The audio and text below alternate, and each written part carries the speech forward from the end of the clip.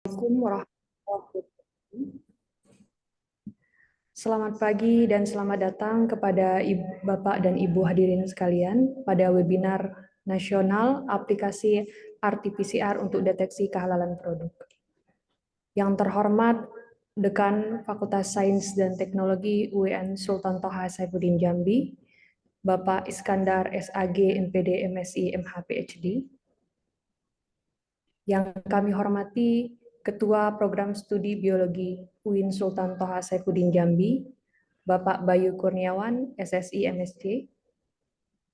Yang kami hormati Ketua Asosiasi Lembaga Pemeriksa Halal Indonesia, Ibu Insinyur Elvina Arahayu MP. Yang kami hormati CEO PT Cohen Medical Laboratories, Ibu Devi Aristiani SP. Serta hadirin yang berbahagia. Puji dan syukur marilah kita panjatkan kehadirat Allah Subhanahu wa taala.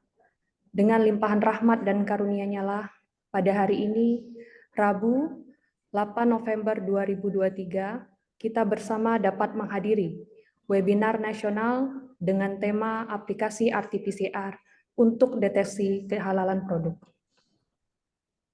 Salawat dan salam kita curahkan kepada junjungan Nabi besar kita, Nabi Muhammad SAW.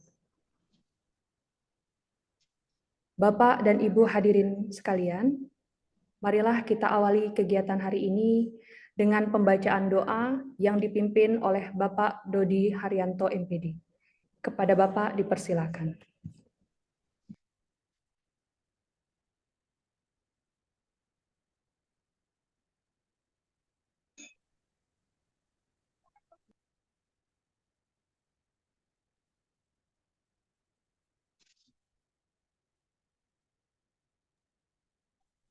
Bapak Ibu, Bapak Dodi Haryanto sedang terjadi gangguan sinyal.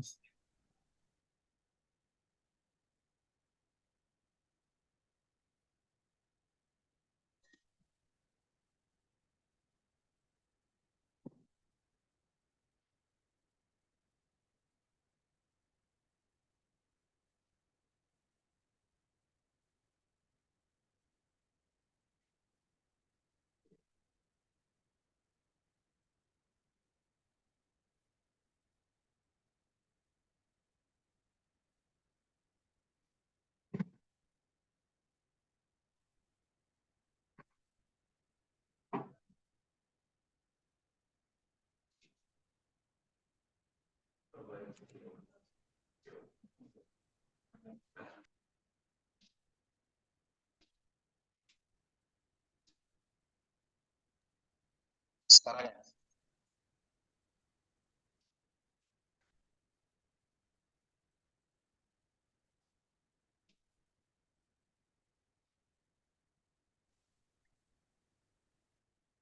Bismillahirrahmanirrahim. Alhamdulillah Rabbil Alamin. Hamdal hamidin, hamdal syakirin, hamdal yuafi ni'amahu wal kafi mazidah. Ya Rabbana lakal hamdu kama yanbaghi li jalali wajhikal karim wa 'azimi sultanik. Shalli ala sayyidina Muhammad wa ala ali sayyidina Muhammad. Allahumma ighfir lana dhunubana wa liwalidina warhamhum sighar. ولجدنا ولجداتنا ولمن حقنا علينا ولجميع المسلمين والمسلمات والمؤمنين والمؤمنات الأحياء منهم والأموات إنك على كل شيء قدير. اللهم اجعل جمعنا هذا جمعا مرحوما وتفرقنا من بعده تفرقا معصوما. لا حب لنا من أزواجنا وذريتنا قرة أعين واجعلنا المتقين إماما. ربنا آتنا في الدنيا حسنة وفي الآخرة حسنة وقنا عذاب النار. الحمد لله رب العالمين. Assalamualaikum warahmatullahi wabarakatuh.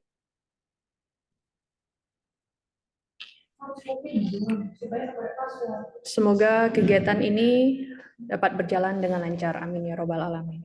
Acara selanjutnya yaitu menyanyikan lagu Indonesia Raya.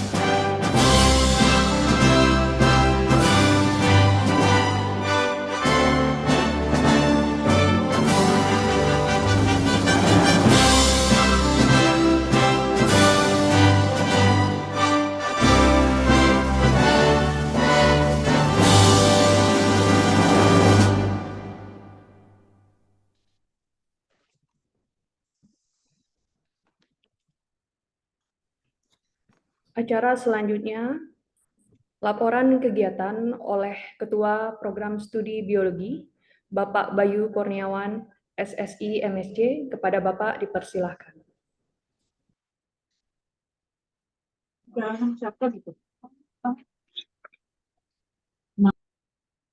Bismillahirrahmanirrahim. Assalamualaikum warahmatullahi wabarakatuh. Yang terhormat Dekan Fakultas Sains dan Teknologi Bapak Iskandar, SAG, MPD, MSI, MH, PhD. Yang terhormat Ibu Insinyur Elvina Rahayu MP selaku Ketua Asosiasi LPH Indonesia. Yang terhormat Ibu Devi Arisyani, SPI, selaku CEO PT Cohen Medical Laboratories. Yang terhormat Bapak Ibu hadirin sekalian peserta webinar nasional. Alhamdulillahirabbil alamin. Wassalatu wassalamu ala asyrofil anbiya wal mursalin sayyidina wa maulana Muhammadin rasulillahi ajmain amma ba'du. Pertama-tama marilah kita panjatkan puja dan puji syukur kita kepada Allah Subhanahu wa taala karena atas rahmat dan karunia-Nya kita diberi kesempatan untuk berkumpul dalam acara webinar nasional dengan tema aplikasi RT-PCR untuk deteksi kehalalan produk yang diselenggarakan oleh Program Studi Biologi FST Jambi. Salawat beriring salam tak lupa kita aturkan ke baginda Nabiullah Muhammad SAW yang akan selalu kita nantikan sahabatnya di yaumil akhir nanti. Bapak Ibu hadirin yang dirahmati Allah, produk halal pada saat ini menjadi tren konsumsi di seluruh dunia, baik di negara muslim maupun di negara non-muslim. Indonesia termasuk salah satu negara muslim yang penduduknya peduli dengan produk makanan yang halal, sehingga operasi pelabelan halal pada produk makanan sangat perlu untuk dilakukan. Dengan adanya pelabelan ini dapat memberikan informasi suatu produk makanan tersebut kepada masyarakat. Undang-Undang Jaminan Produk Halal merupakan produk yang telah dinyatakan halal sesuai dengan syariat Islam. Uji halal adalah melakukan serangkaian tes pada suatu produk untuk mendeteksi atau tidaknya kontaminasi dari bahan-bahan non-halal seperti babi dan derivatnya, misalnya lemah dan gelatin yang terbuat dari turunan dari babi itu sendiri, serta kandungan bahan kimia lainnya yang bersifat non-halal. Verifikasi untuk halal menjadi salah satu tantangan dalam analisis proses makanan. Metode yang cepat, sensitif, reliable sangat dibutuhkan untuk verifikasi komponen halal dan non-halal pada produk makanan. Salah satu metode analisis yang cepat dan spesifik yang dapat digunakan untuk tes halal yaitu melalui pendekatan biologi molekuler dengan prinsip kerja PCR. Prinsip metode ini mengaplikasikan fragmen DNA spesifik yang menjadi DNA target. Aplikasi PCR pada makanan dimulai dari tahapan isolasi DNA dari produk makanan, amplifikasi DNA target dengan PCR. Oleh karena itu, kami dari Program Studi Biologi FST UIN STS Jambi menyelenggarakan agenda webinar ini untuk kita bersama-sama belajar dan mengetahui tentang produk halal dan metode pengujian produk halal tersebut. Pada kegiatan ini yang sudah mendaftar yaitu sebanyak 160 peserta dari berbagai perguruan tinggi, instansi, dan lembaga lainnya. Hal ini dapat menjadi bukti bahwa antusias dari masyarakat sangat tinggi untuk mengetahui kehalalan suatu produk dan metode uji halal pada produk itu sendiri. Demikian yang saya dapat sampaikan kepada Pak Dekan, kepada Ibu Elvina Rahayu, kepada Ibu Devi, dan saya sangat berterima kasih atas kehadiran dari Ibu Elvina. Di sela-sela kesibukannya masih bisa menyempatkan waktunya, Bu. Terima kasih, Bu. Saya mengetahui jadwal Ibu sangat padat. Hari kemarin juga saya memantau jadwal Ibu lagi di Kedubes Aussie. Jadi luar biasa sekali jadwal Ibu. Terima kasih, Bu, atas atensinya dan partisipasinya untuk menjadi keynote speech pada kegiatan webinar ini. Dan saya akhiri, wallahu muwaffiq ila aqwamit thoriq. Assalamualaikum warahmatullahi wabarakatuh. Terima kasih kepada Bapak Bayu. Acara selanjutnya yaitu sambutan Dekan Fakultas Sains dan Teknologi UIN Sultan Toha Saifuddin Jambi. Sekaligus membuka acara yaitu Bapak Iskandar SAG MPD MSI MH PhD. Kepada Bapak dipersilakan.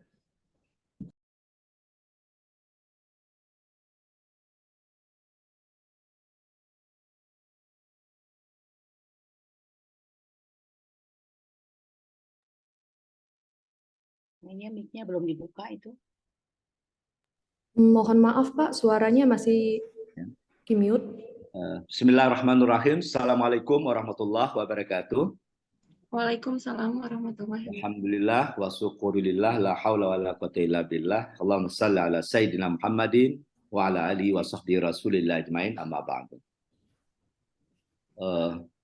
Pertama yang kami hormati dan kami banggakan, Ibu sebagai narasumber, Ibu Insinyur Elviana Arahayu, Ketua ALPHI. Terima kasih Bu, gitu ya. Dan ini merupakan bentuk kehormatan gitu ya, bagi kami Fakultas Sains dan Teknologi UIN Sultan Toha Saifuddin Jambi. Memang belum gitu nih Teknologi, bikin webinar. karena ini merupakan bentuk gerakan kami yang setelah transformasi IAIN menjadi UIN gitu ya. Jadi selama ini terkait dengan pembahasan yang berhubungan dengan biologi, kehalalan, kalau dengan IAIN masih terbatas Bu. Jadi untuk hari ini alhamdulillah kami mendapat ruang, dan tentu dengan SDM yang kami miliki, terutama untuk di prodi biologi hari ini, itu memang sangat luar biasa yang dikomandai oleh Pak Bayu, gitu ya. Karena prodi biologi ini juga baru memulai mahasiswa semester 1, gitu ya. Jadi memang perlu bimbingan dan arahan, dan potensi Jambi untuk mensupport ya, program pemerintah terhadap produk halal itu luar biasa gitu ya. Dan juga tentu UIN Jambi juga sudah mengambil langkah hari ini sudah memiliki LPH. Nah, tentu itu juga di bawah motornya Pak Bayu dan kawan-kawan gitu ya. Jadi insya Allah gitu ya, kami siap gitu ya. Makanya itu dengan program seminar ataupun FGD yang terkait dengan tema-tema kehalalan, saya kira menjadi satu keharusan, dan kami sangat respect untuk itu. Jadi terima kasih dulu Bu, gitu ya. Mohon kami dibimbing terus gitu ya, kami dibimbing dan diberi ruang. Mudah-mudahan kami siap untuk yang terbaik gitu ya. Seterusnya tentu juga kepada Ibu Dewi Aristiani. Makasih Bu, gitu ya, atas waktunya di dalam seminar nasional ini. Kami tahu gitu ya, kami ini baru memulai gitu ya, dan untuk dosen-dosen kami ini juga dosen-dosen energik, dosen-dosen yang masih di bawah umur 40 gitu ya. Jadi alhamdulillah ya, kami UIN Jambi sudah diberi amanah oleh pemerintah gitu ya, untuk melayani pendidikan masyarakat yang hari ini punya 7 program studi Bu. Jadi program studi sistem informasi, kimia, fisika, biologi, arsitektur, statistik, sains informasi geografi. Nah, yang tidak kami bayangkan selama ini Bu, kalau lagi kami IAIN yang ngurus tahlil, baca doa, ngurus untuk orang sholat. Tapi untuk hari ini kami masuk semua untuk hajat hidup masyarakat gitu ya, terutama untuk menggiring ke nilai-nilai religiusitas gitu ya, terutama yang sains untuk hari ini. Seterusnya tentu Ketua Prodi Pak Bayu, Sekretaris Prodi, dan Bapak Ibu dosen, dan para tamu peserta seminar nasional program studi biologi ini yang berbahagia. Pertama tentu untuk hari ini memang isu yang terkait dengan produk halal, ya, ini menjadi isu dunia gitu ya. Jadi sebenarnya berbicara tentang produk halal ini sebenarnya bukan berbicara tentang kita Muslim, kita Islam saja. Orang-orang non-Muslim juga mengakui gitu ya standar dan mereka juga masuk gitu ya terhadap proses-proses kehalalan terutama untuk pola makan dan termasuk juga aktivitas dari masyarakat gitu ya. Ada satu hal Bu gitu ya, ini juga pintu masuk. Saya kebetulan juga masih dalam riset gitu ya. Kebetulan saya ini aslinya Kerinci Bu, Kerinci, Kabupaten Kerinci. Kami melihat bahwa kami Jambi ini kan belum masuk di dalam skala nasional terkait dengan baik itu fokus produk halal maupun termasuk halal tourism gitu ya, atau Islamic tourism. Saya lagi riset masalah Islamic tourism karena saya lihat potensi Kerinci itu tidak kalah dengan Sumatera Barat, tidak kalah dengan NTB, tidak kalah dengan di Jakarta, tetapi kami Jambi nggak masuk dalam halal tourism gitu ya. Sementara kami punya potensi besar gitu. Nah, dan tentu ini juga ada kaitan dengan produk halal.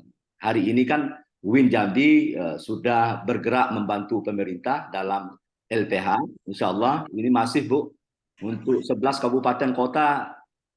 Itu luar biasa gitu respon masyarakat gitu ya. Nah, makanya itu tentu kami masih banyak kekurangan gitu ya, terutama support dari peralatan-peralatan yang menopang gitu ya. Nah, mudah-mudahan gitu ya dengan itu bisa membimbing dan mengarahkan terutama Pak Bayu dan kawan-kawan untuk kami bisa gitu ya, untuk duduk bersanding gitu ya sama dengan kawan-kawan yang sudah lebih dahulu gitu ya. Kita melihat bahwa untuk saat sekarang ini memang program strategis gitu ya. Kalau kita bawa untuk kami di Jambi ya kami kurang lebih 90 sekian % Muslim gitu ya. Makanya itu terhadap produk halal ini masih banyak lah gitu ya yang belum tersentuh gitu ya. Padahal kalau ini masif, apapun yang diproduksi ataupun yang dihasilkan oleh masyarakat itu semuanya harus masuk ke dalam platform halal. Nah, makanya dengan itu saya selaku dekan gitu ya sangat senang atas inisiatif dari program studi biologi ini, terutama untuk menghadir expert langsung lah yang memiliki kewenangannya, dan mudah-mudahan kami UIN Jambi ya, melalui biologi ini ada skala prioritas yang bisa dibimbing, diarahkan, dan tentu kami dengan merasa senang untuk itu, Bu Elviana.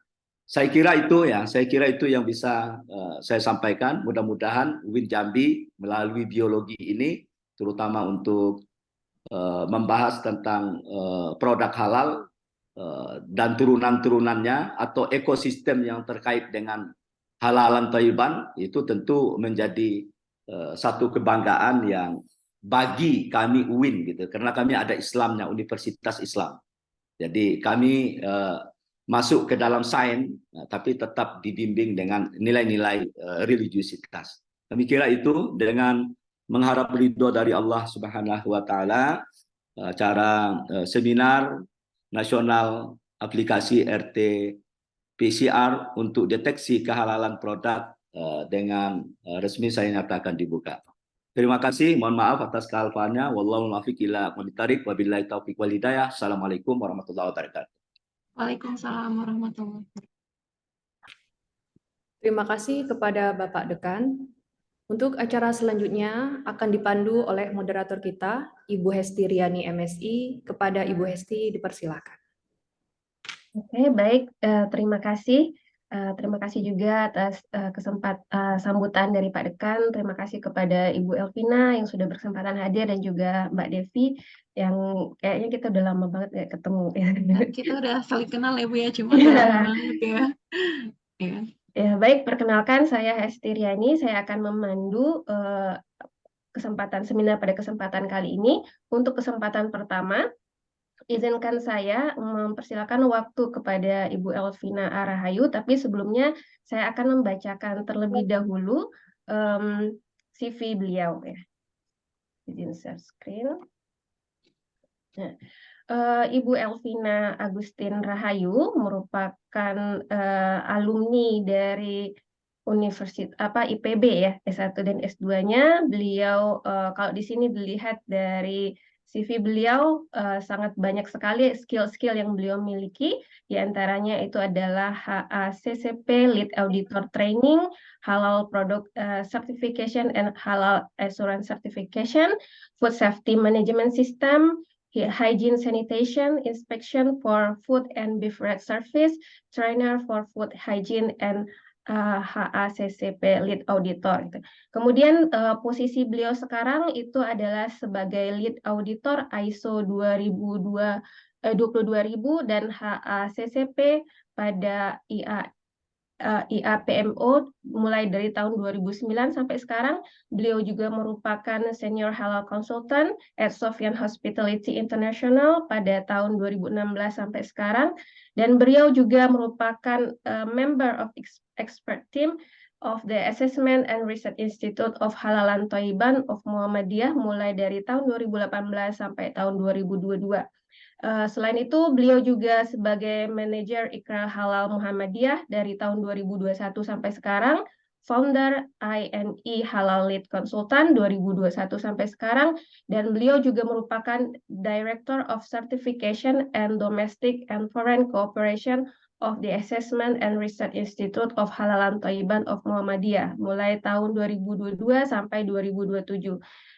Beliau juga merupakan Head of Association of Indonesian Halal Inspection Agencies mulai tahun 2023 ini sampai tahun 2025.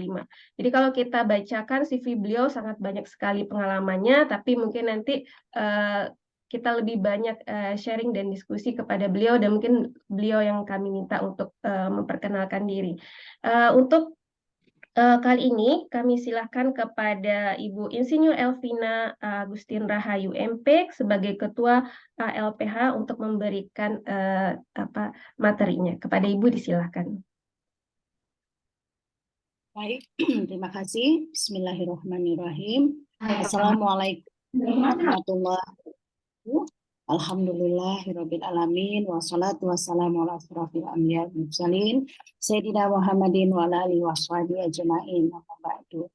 Yang terhormat Bapak Dekan Fakultas Sains dan Teknologi, Bapak Iskandar SAG, MPD, MSc, MH, PhD, Bapak Ketua Program Studi Biologi, Bapak Bayu Kurniawan SSI, MSc, dan juga narasumber hari ini Ibu Devi Aristiani dan semua peserta webinar yang terhormat. Sekali lagi kami mengucapkan terima kasih ini Bapak-bapak dari, artinya pihak dari UIN Jambi yang sudah memberikan kesempatan kepada kami. Di sini Alfi ya, saya di sini sebagai Alfi, walaupun saya dari LPH Muhammadiyah, tapi posisi saya sebagai Alfi itu harus menaungi semua LPH yang ada gitu ya. Karena misi kita gitu ya, saya mungkin menyebutkan dulu misi dari Alfi ya Pak ya, Asosiasi Lembaga Pemeriksa Halal Indonesia yang dibentuk pada 13 Maret 2023 gitu ya, dan kemudian waktu pembentukannya itu 38 LPH dan alhamdulillah saat ini kita sudah ada 66 LPH. Jadi misi Alfi, Bapak dan Ibu sekalian, bagaimana LPH ini menjadi LPH yang handal, ya, jadi yang kompeten, terpercaya, amanah, dan accountable dalam rangka menjadi saksi ulama. Jadi itu misi kita, karena misi kita, kita yang akan berada di lapangan untuk memeriksa proses produk halal, yang akhirnya kita menyediakan atau memberikan jaminan produk halal kepada konsumen muslim. Ya, karena pada akhirnya semua kita ini yang ada di dalam satu ekosistem halal ini adalah juga konsumen. Karenanya itu misi kita, dan salah satu visi dari Alfi sendiri bagaimana ALFI ini menjadi wadah bersama untuk mengembangkan sistem pemeriksaan proses produk halal yang accountable.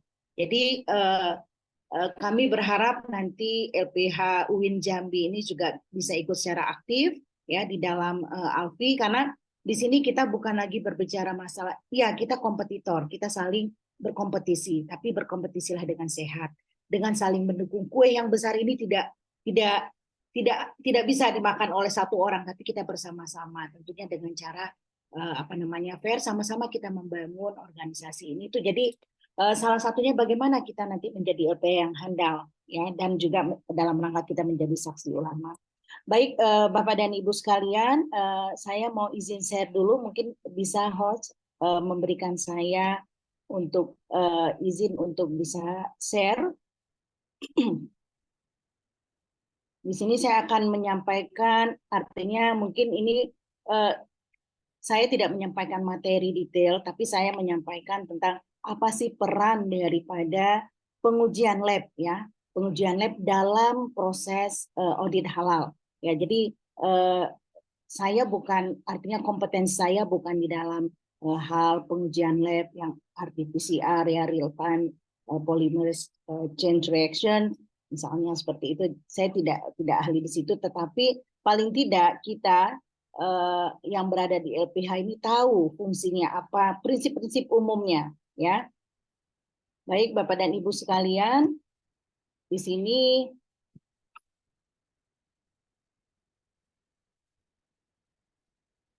sudah bisa terlihat ya? Sudah, Bu. Ya. Di sini judul yang saya ambil bagi aplikasi RT-PCR dalam deteksi kehalalan, untuk deteksi kehalalan dalam proses audit halal. Karena di sini saya akan menekankan proses audit halal itu seperti apa, ya. Jadi kita sebagai auditor, ya tentunya nanti auditor ini selain melakukan training sesuai dengan persyaratan yang ditetapkan oleh BPJPH, ya. Kalau kami biasanya kami di lembaga di LPH kami melakukan 40 jam training untuk menjadi auditor halal. Kemudian kita akan melakukan uji kompetensi ya. Harusnya uji kompetensi itu memang harusnya punya rekaman audit dulu gitu ya, supaya lebih di dalam menjawab nanti pada saat uji kompetensi itu bisa lebih menghayati lah, karena sudah pernah ada di lapang. Tapi memang karena kebutuhan kadang-kadang selesai training terus langsung uji kompetensi. Tapi mudah-mudahan dengan itu juga bisa menjadi satu motivasi untuk kita melakukan proses audit selanjutnya. Jadi Bapak dan Ibu sekalian, di sini bagaimana poinnya di sini, salah satu uji labnya adalah RT-PCR, real time PCR dalam deteksi kehalalan dalam proses audit halal ya. Oke, saya lebih menekankan di sini bercerita tentang proses sertifikasinya dulu. Nanti di mana adanya uji lab tadi, gitu ya.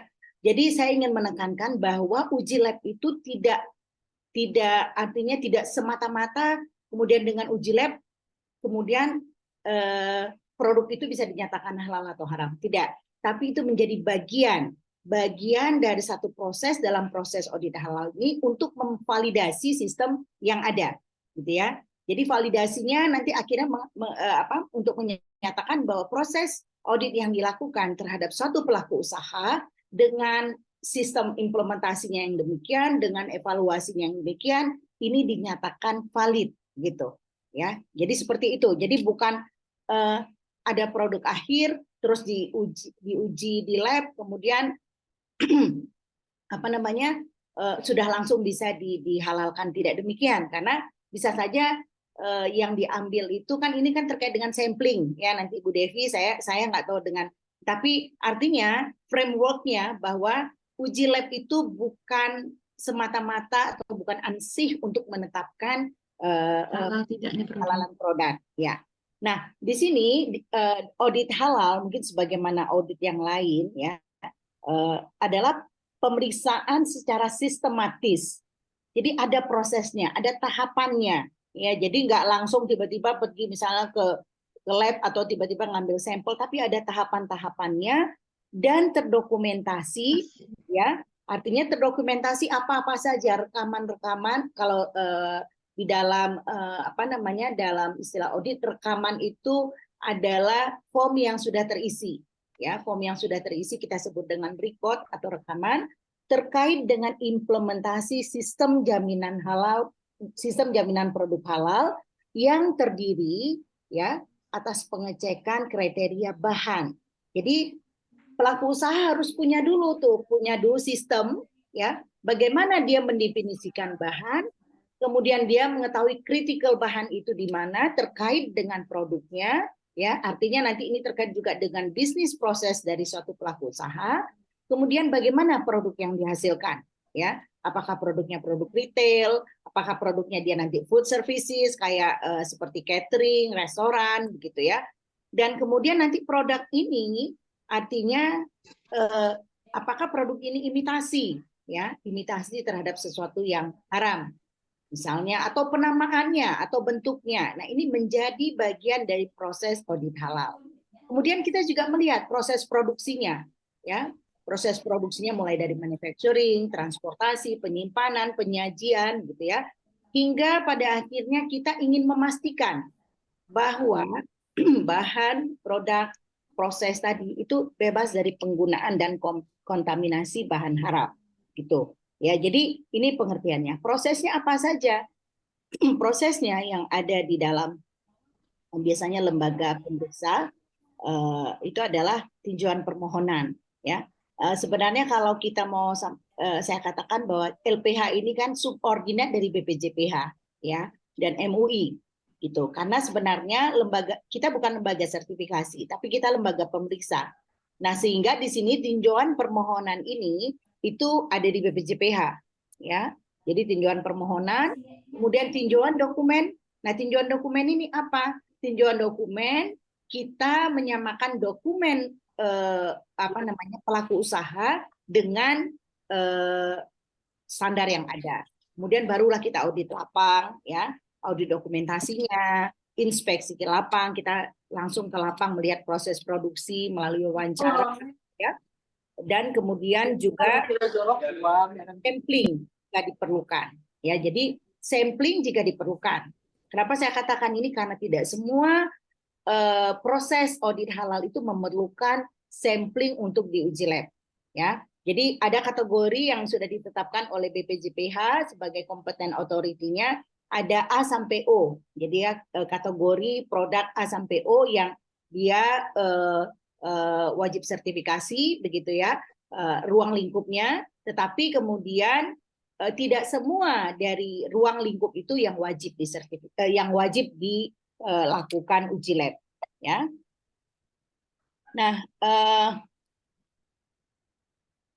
Nah, di sini apa saja produk yang wajib untuk diuji lab, ya.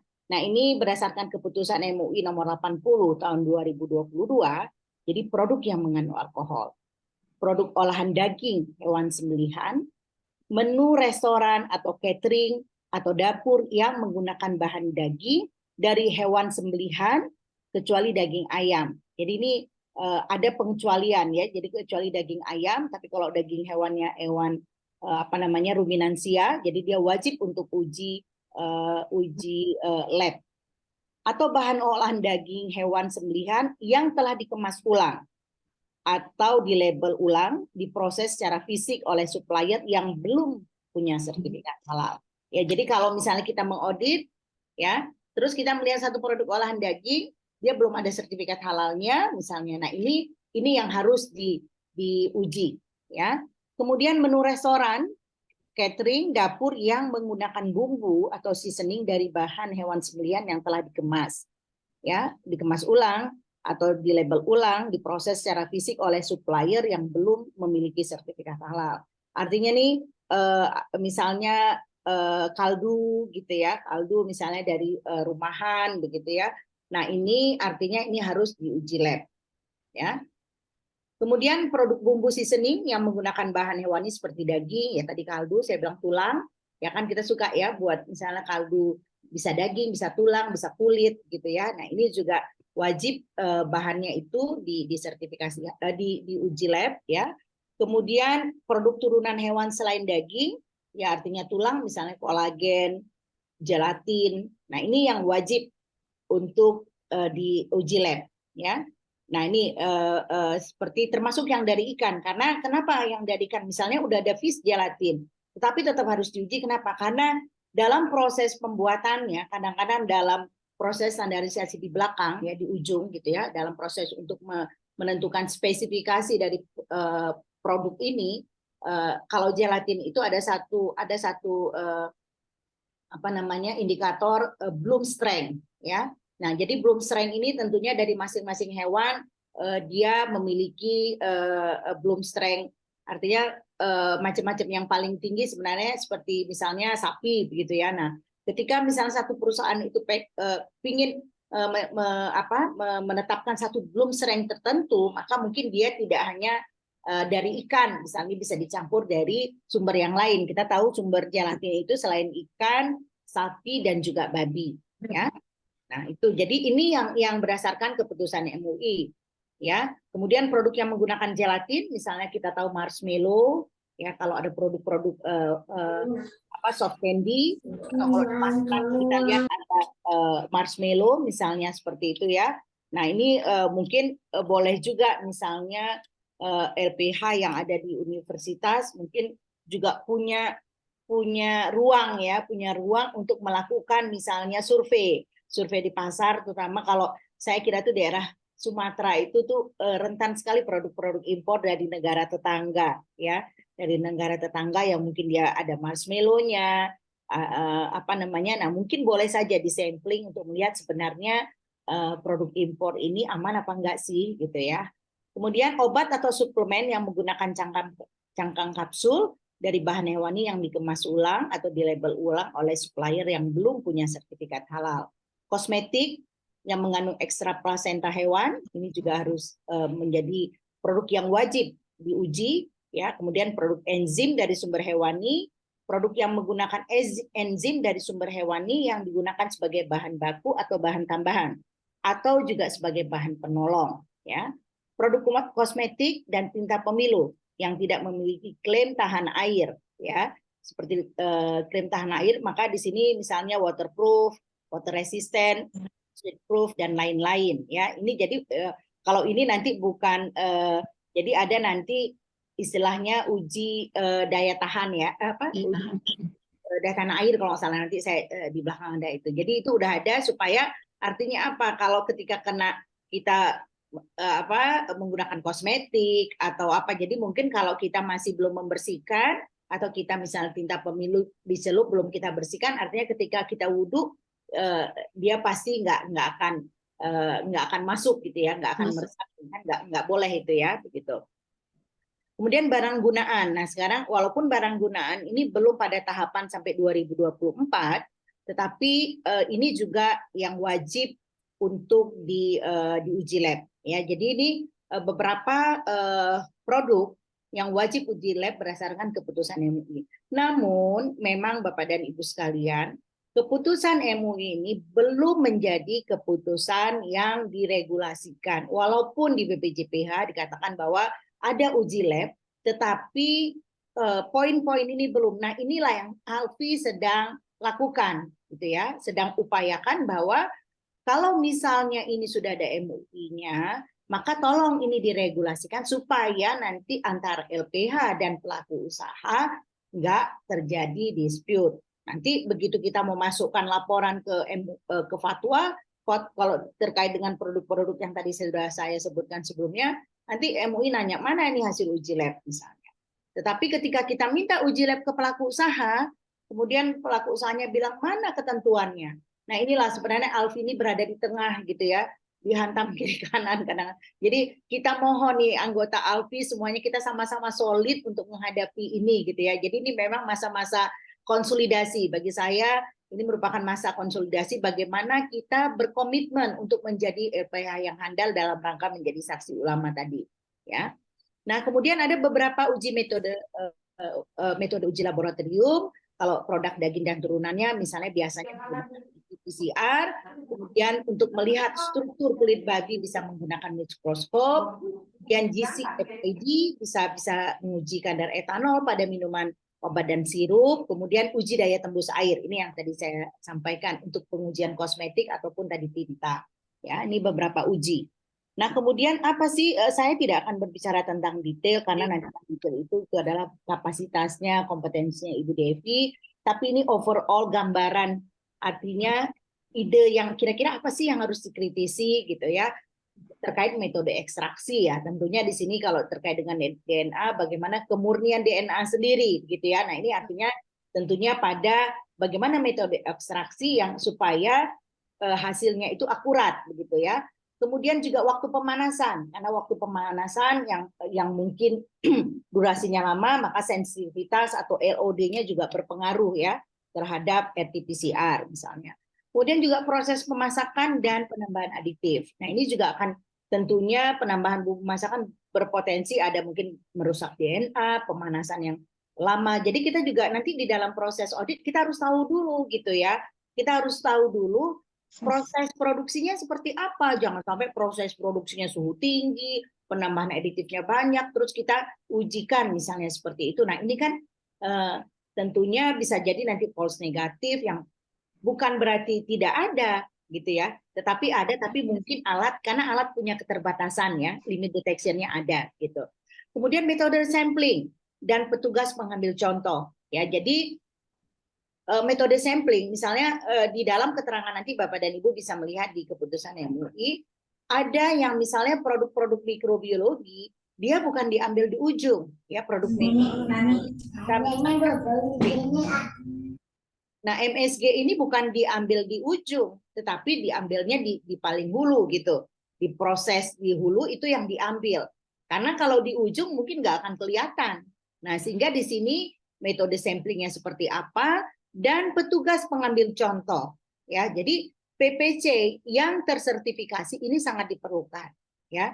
Jadi jangan sampai dia ngambil contoh tapi tidak representatif ya, sehingga kan kalau di lab itu dinyatakan bahwa hasil ini diuji dan terkait dengan sampling pengambilan contoh itu di luar tanggung jawab daripada lab misalnya ya. Nah, kita sebagai auditor halal atau lembaga pemeriksa halal tentunya sudah harus menyiapkan ini. Apakah nanti kita minta kepada lab untuk pengambilan contohnya tolong, berarti tentunya ada ekstra biaya yang akan kita sampaikan kepada pelaku usaha, atau mungkin baiknya LPH juga menyediakan auditor sekaligus PPC gitu ya, sekaligus petugas pengambil contoh. Karena ini menjadi penting karena belum tentu nanti ketika hasilnya positif atau kalau hasil positif udahlah ya, berarti sudah ada sedikit titik cerah. Tapi ketika hasil negatif belum tentu gitu loh. Mungkin saja kita samplingnya nggak benar gitu ya. Nah, kesimpulan dari pengantar webinar ini, saya ingin menyampaikan bahwa penggunaan alat deteksi DNA bukan merupakan penentuan akhir untuk produk yang akan sedang atau diperiksa ketetapan halalnya berdasarkan hasil uji ya. Kemudian juga pengujian itu memiliki limit deteksi yang bisa dipengaruhi beberapa faktor, misalnya banyaknya jumlah bahan pada produk tersebut ya, atau misalnya artinya tadi saya katakan ketika metode samplingnya juga nggak tepat gitu ya. Kalau produk mikrobiologi, misalnya hasil produk mikrobiologi sebagai MSG, tentunya kita akan melihat di hulunya bagaimana proses pembiakannya, media dari pembiakannya gitu ya. Kemudian banyaknya jumlah pada bahan ya juga mempengaruhi personal yang melakukan pengujian laboratorium dan metode sampling dan PPC-nya. Kemudian karenanya Bapak dan Ibu sekalian, ketika dia false negatif, maka belum tentu produknya tidak mengandung babi. Ya, ini juga harus kita pahami. Dan penetapan kehalalan itu perlu didukung oleh proses audit yang komprehensif, ya, dari hulu dan hilir. Makanya tadi ada spesifikasi bahannya seperti apa, karena nanti kita akan minta dokumen-dokumennya supaya dokumen yang ada di kita ini tentunya bisa membantu untuk menetapkan bahwa sistem yang kita sudah periksa yang dilakukan oleh pelaku usaha ini, kemudian kalau memang produknya mengandung bahan hewan yang seperti yang disampaikan tadi di slide berikutnya itu ada, maka uji lab, hasil ujinya kalau dia hasil ujinya semua proses ini sudah dilakukan dengan tepat, maka ketika hasilnya negatif, maka kita bisa mengatakan bahwa proses pendekatan sistem jaminan produk halal yang dilakukan oleh pelaku usaha dan juga metode verifikasi untuk evaluasi implementasinya ini kita bisa anggap bahwa bisa menghasilkan jaminan kehalalan pada konsumen muslim. Begitu ya. Jadi ini sekali lagi saya menyampaikan pengantar daripada webinar ini bahwa dengan menekankan bahwa ketika kita menggunakan uji atau deteksi kehalalan itu tidak semata-mata ansih untuk menetapkan kehalalannya, tetapi harus ada proses audit yang seperti saya sampaikan tadi, dan metode ataupun uji lab itu bagian daripada proses audit untuk produk-produk yang terkait, yang tentunya yang berasal dari hewan, kemudian atau produk-produk impor yang mungkin bisa kita curigai gitu ya, mungkin ada proses ada dalam selama transportasi ada cross kontaminasi. Demikian Bapak dan Ibu sekalian pengantar webinar dari saya. Mudah-mudahan apa yang saya sampaikan ini bermanfaat. Sekali lagi terima kasih untuk sudah memperkenankan Alfi di sini. Sekaligus saya memperkenalkan tentang Alfi, dan sekali lagi mari sama-sama kita mewujudkan misi Alfi untuk menjadi LPH yang handal, yang akuntabel ya dalam rangka menjadi saksi ulama. Sekali lagi terima kasih. Selamat mengikuti webinar. Assalamualaikum warahmatullahi wabarakatuh. Waalaikumsalam warahmatullahi wabarakatuh. Ya, sangat menarik sekali walaupun dibilang sama Ibu pengantar, tapi isinya itu sangat padat sekali ya. Dan penjelasannya itu sangat mendukung sekali untuk auditor-auditor halal. Karena di sini saya lihat ada banyak sekali auditor-auditor halal yang perlu mengambil kebijakan apakah bahan ini perlu diuji lab atau tidak nantinya. Oke, terima kasih Ibu. Baiklah Bapak dan Ibu, kita akan masuk ke narasumber kedua, yaitu Ibu Devi Aristiani. Izinkan saya untuk share kurikulum vitae beliau. Maaf sebentar Bu Hesti, Oh Pak iya, Bayu. iya. Sebelumnya karena saya ada kegiatan lain, saya mohon izin untuk pamit Pak Bayu. Bu Oh iya, Hesti. Bu. Terima kasih Ibu. Terima kasih banyak Ibu. Ya. Assalamualaikum. Waalaikumsalam warahmatullahi warahmatullahi Ya. wabarakatuh. Ya Bu, Iya, terima kasih terima Ibu. kasih, Ibu. Oke, baiklah Bapak Ibu, saya akan bacakan sedikit tentang kurikulum vitae dari narasumber utama kita hari ini. Mbak Devi, sehat Mbak Devi? Alhamdulillah sehat, Mbak Hesti. Alhamdulillah, udah lama sekali tidak ketemu. Kayaknya udah 4 tahunan ya. Iya, ada 4 tahunan 2018-an ya. Iya, Dan saya betul. yakin Mbak Devi ini benar-benar profesional dalam bidang ini ya. Jadi Mbak Devi ini adalah memiliki nama lengkap Devi Aristiani SPI. Beliau kelahiran 30 Juli 1984. Di sini kita lihat background edukasi pendidikan beliau. Beliau tamat dari IPB pada tahun 2026. Dan kalau kita lihat di sini, banyak sekali pengalaman beliau, baik pengalaman organisasi maupun pengalaman pekerjaan. Untuk 2021 sampai Oktober 2023, beliau adalah Sales Manager dari PT King Lab Indonesia. Nah, itu sebelumnya, dan sebelumnya lagi itu adalah Sales Spesialis PT Genecraft Lab ya. Jadi waktu saat ini kita ketemu waktu itu. Iya, betul Ibu. Ya. Jadi kalau di sini kita lihat ada banyak sekali pengalaman beliau ya, mulai dari Section Head Laboratorium, dari Central Protein Prima, call center Lipobank, dan banyak sekali mungkin yang tidak bisa dijelaskan satu persatu. Tapi dari Itu kan setelah aku share. Tapi dari training dan course yang beliau ikuti itu sangat mendukung sekali penyampaian beliau pada hari ini. Dan untuk lebih lengkapnya mungkin saya minta Mbak Devi langsung aja menyampaikannya. Untuk PPT mau di-share dari kami atau langsung Mbak Devi? Langsung dari saya aja. Oke, silakan Mbak Devi. Sebentar, saya cari dulu PPT-nya ya. Kita punya waktu sekitar sampai jam 11:05 plus tanya jawab sampai 11:25 gitu. Oke, jadi diusahakan secepatnya ya. Bentar dulu nih, ini saya cari sebentar. Iya, Oh, nggak nggak ada apa-apa. ya. Bapak Ibu sekalian juga sangat diperlukan untuk menyimak karena bakal ada door prize nanti mungkin jadi dari materi-materi yang disampaikan oleh Mbak Devi nanti. Jadi silakan disimak dengan seksama ya. Sebentar ya, Mbak Hesti, ini Iya, nyantai Mbak. yang PowerPoint-nya muncul.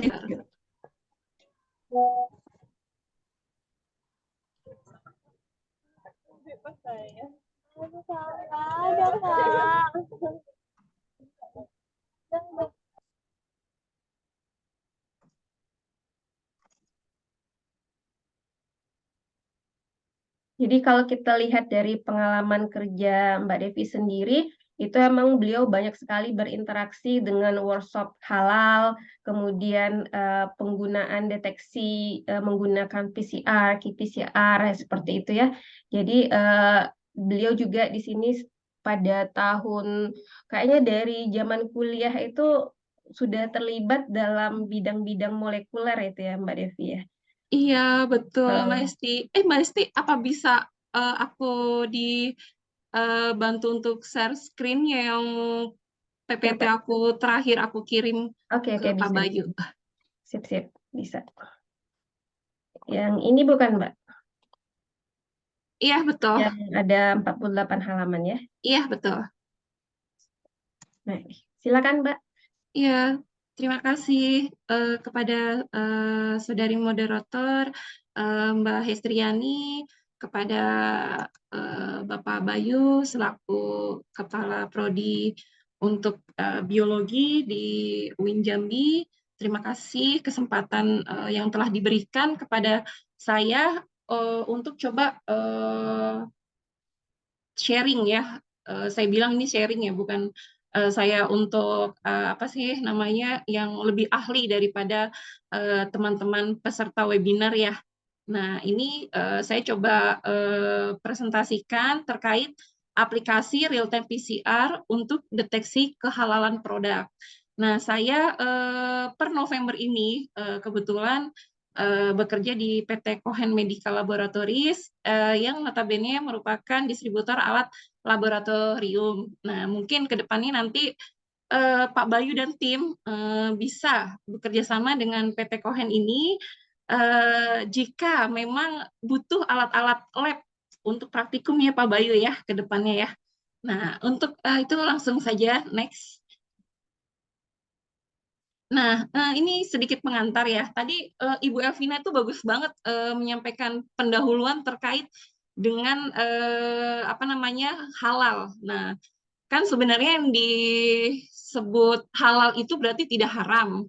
Nah, untuk pemeriksaannya itu memang bukan berarti kalau kita udah ngetes real time PCR produk makanan itu kita bisa kategorikan makanan itu halal. Misalkan tidak ada kandungan babinya, tidak ada porsainnya di dalam produk yang kita apa namanya uji. Nah, itu memang sebenarnya bukan berarti itu halal gitu, tapi memang prosesnya. Jadi dari hulu ke hilir itu saya setuju banget karena di BPCPH itu juga untuk apa sertifikasi halal itu tidak serta-merta hasil akhir dari pengujian produk. Misalkan, oh iya produk ini tidak mengandung etanol, berarti kita pakai alat yang namanya GC. Nah, seperti itu kan berarti kita nggak serta-merta membawa sampel itu ke lab, kita uji, oh tidak ada nih kandungan etanolnya, udah berarti halal. Tidak.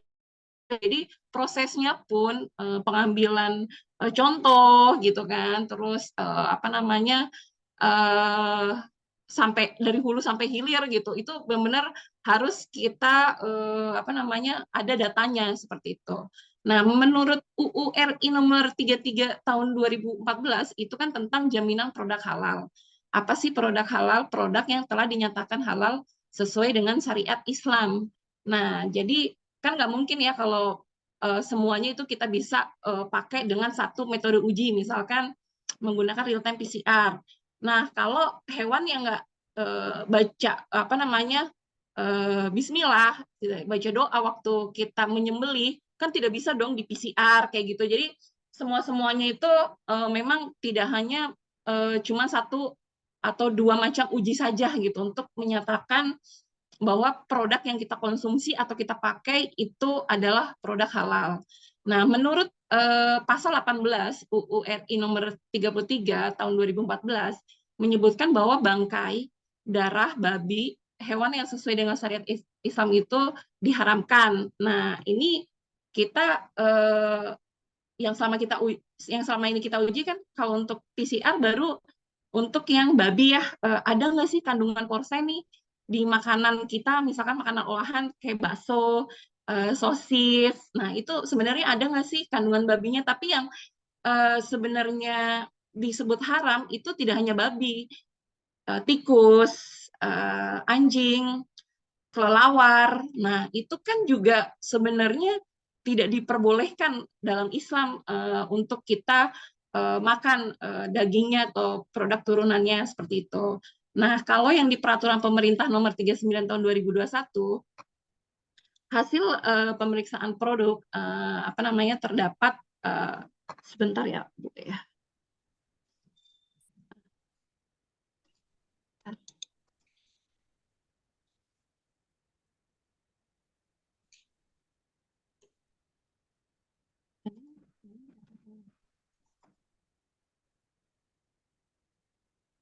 Nah, yang peraturan pemerintah nomor 31 tahun 2021 dalam hasil pemeriksaan produk terdapat bahan yang dilakukan kehalalannya, maka kita butuh pengujian di laboratorium. Nah, yang saya akan sampaikan pada hari ini, pada webinar hari ini adalah terkait secara biomolekuler, yaitu ada tidaknya kandungan babi atau porcine menggunakan metode real-time PCR. Next.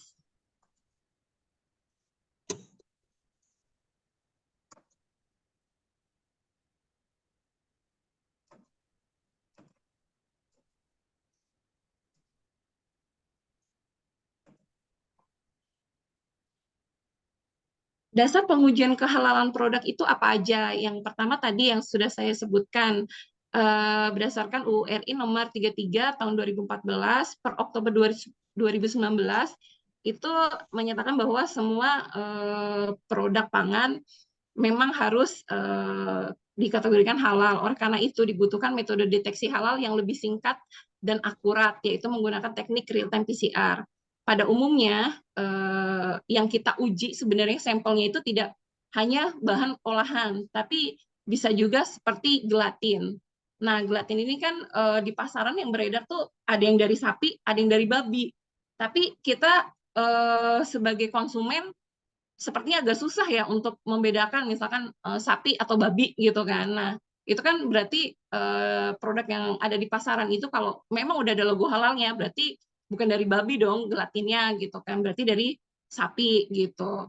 Nah, tapi untuk membuktikannya gitu kan, tapi yang beredar selama ini kan memang logo halal itu kan ya harus dicantumkan, tapi kan asli atau tidaknya kita tidak tahu ya gitu. Kayak waktu ada kasus tahun berapa ya, yang di Universitas Jambi itu kan ada bakso yang dicampur misalkan ya, dicampur dari daging celeng atau apa gitu. Nah itu kan berarti kalau kita makan, kalau kita nggak tahu udah baca Bismillah, insya Allah enggak ya gitu kan. Maksudnya nggak dosa lah gitu. Cuman kan lebih baiknya kita melakukan pemeriksaan produk-produk yang beredar di pasaran itu, baik itu yang UMKM maupun yang untuk usaha-usaha apa namanya bidang usaha resto kayak gitu, itu kan benar-benar harus diuji produk dari mulai hulu sampai hilir gitu. Jadi yang dicek itu bukan hanya makanan yang sudah siap saji, tapi bahan-bahan yang digunakan untuk mengolah makanan tersebut itu juga kita harus cek satu-satu halal atau enggak gitu. Takutnya nanti dicampur apa namanya dengan minyak babi misalkan gitu. Itu kan berarti ada apa namanya di makanan kita yang tidak halal karena ada minyak babi tersebut. Walaupun memang namanya dicampur, nggak mungkin dong yang dicampur itu jumlahnya banyak, pasti yang dicampur itu jumlahnya sedikit. Nah, kenapa sih harus pakai real time PCR? Karena ya memang real time PCR itu yang paling sensitif dibandingkan yang konvensional PCR. Kalau yang konvensional PCR itu kan memang baru bisa mendeteksi kalau kandungan babi itu di 100 copy number per microliter ya. Jadi ada kandungan babinya itu ada batasan limit deteksinya gitu. Jadi kalau limit deteksi real time PCR itu kan bisa sampai 1 kopi. Berarti kalau ada kandungan babinya, jangan dikonsumsi makanan tersebut gitu. Jadi benar-benar harus negatif gitu. Bukan berarti oh ini cuma sedikit nih kandungan babinya, boleh dong dikonsumsi, nggak gitu. Jadi kalau yang namanya pakai real time PCR itu benar-benar harus tidak ada sedikit pun ditemukan kandungan dari porsen atau babi tersebut gitu. Nah tadi memang sudah dijelaskan beberapa uji di lab itu tidak hanya menggunakan pendekatan biologi molekuler. Kita ada yang namanya pakai metode dan alat lain, yaitu misalkan liquid chromatografi, mass spectrometry itu pakai LC-MS. Memang harganya cukup mahal, tapi pendekatannya bukan dari biologi molekuler. Jadi kalau liquid chromatografi itu mungkin bisa diiniin kalau yang sampelnya itu minyak, jadi secara kimia gitu. Kalau yang secara biologi molekuler itu kan pendekatannya ada atau tidaknya DNA dari porcine gitu. Terus ada yang berbasis ELISA. Terus ada juga yang FTIR, ada juga untuk meriksa etanol. Jadi etanol itu nggak bisa diperiksa menggunakan pendekatan molekuler, tapi harus menggunakan gas kromatografi. Jadi ada nggak kandungan etanol nih di minuman gitu, minuman yang misalkan kita konsumsi itu ada atau enggak gitu. Itu pendekatannya tidak bisa secara biologi molekuler, tapi menggunakan yang namanya pendekatan kimia ya, menggunakan alat yang namanya gas kromatografi seperti itu. Tadi udah dijelaskan oleh Bu Elvina, itu bagus banget ya, dia ngasih pengantarnya benar-benar nunjang banget nih untuk materi saya yang saya sampaikan di webinar ini. Next.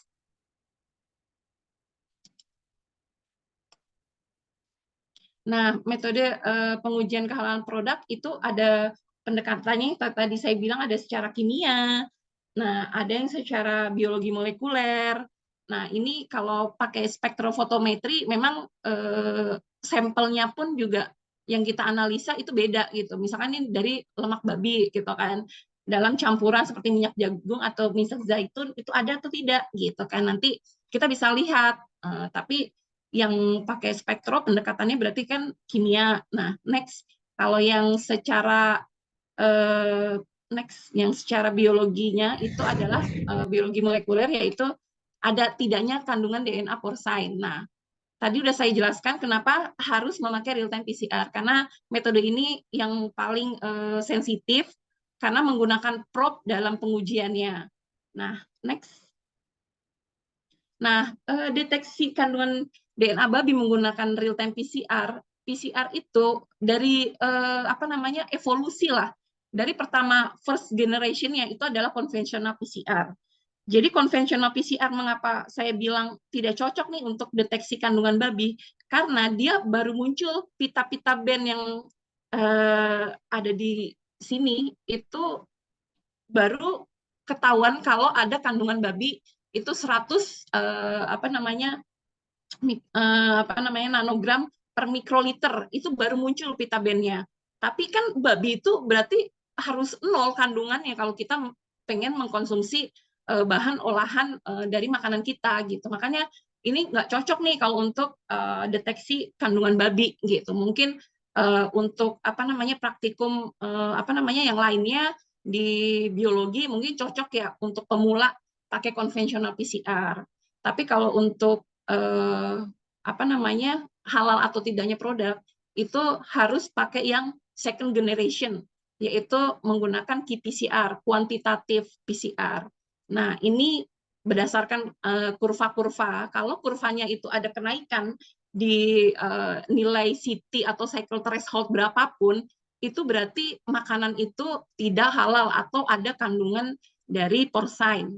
Nah, evolusi yang selanjutnya itu udah lebih canggih lagi, yaitu digital PCR. Cuman digital PCR memang apa namanya lebih mahal daripada yang RT-PCR ini gitu. Jadi digital PCR itu kalau tadi kuantitatif itu berarti kita bisa mengetahui berapa jumlah kandungan dari DNA babi tersebut. Kalau yang digital PCR itu metodenya absolut. Jadi absolut itu berarti sudah benar-benar fix. Yang ada di makanan kita itu jumlahnya itu udah fix adalah misalkan ada sekian nanogram per mikrolit ya gitu. Itu udah fix. Kalau yang RT-PCR itu kuantitatif. Jadi kita memotong garis threshold itu nantinya itu ada yang namanya by system atau kita memang naik turunkan. Jadi masih bisa menghitung apa namanya jumlah kandungan babinya, tapi itu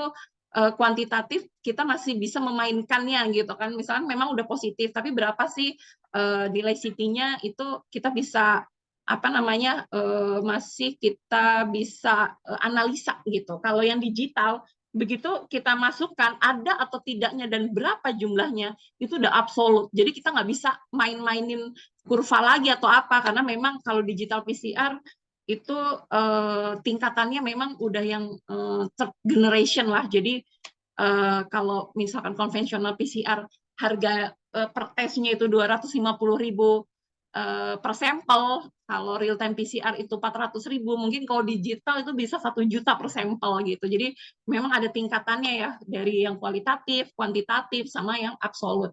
Mungkin nanti bisa ditanyakan apa namanya di sesi tanya jawab. Bagusan mana sih Mbak, RT-PCR sama digital PCR?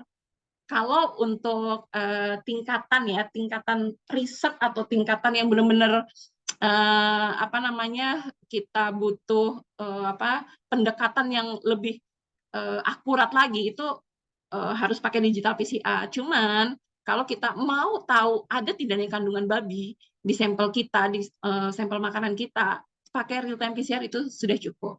Next.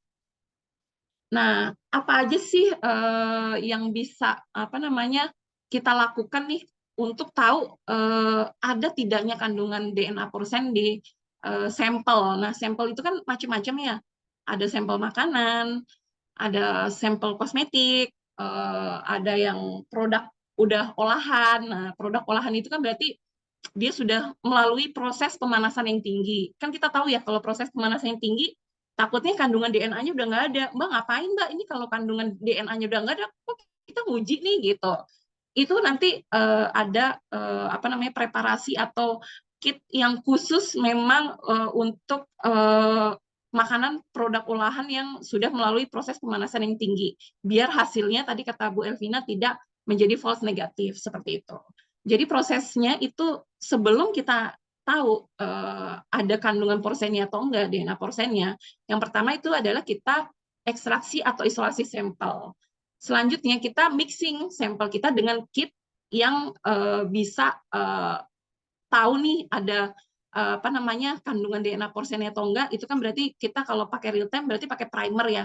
Primer itu udah di-stain sama probe. Nah, itu lebih sensitif lagi karena dia benar-benar akan menempel pada DNA target yang porsen tersebut. Nah, setelah kita mixing nih sampel dan kit, selanjutnya kita proses amplifikasi.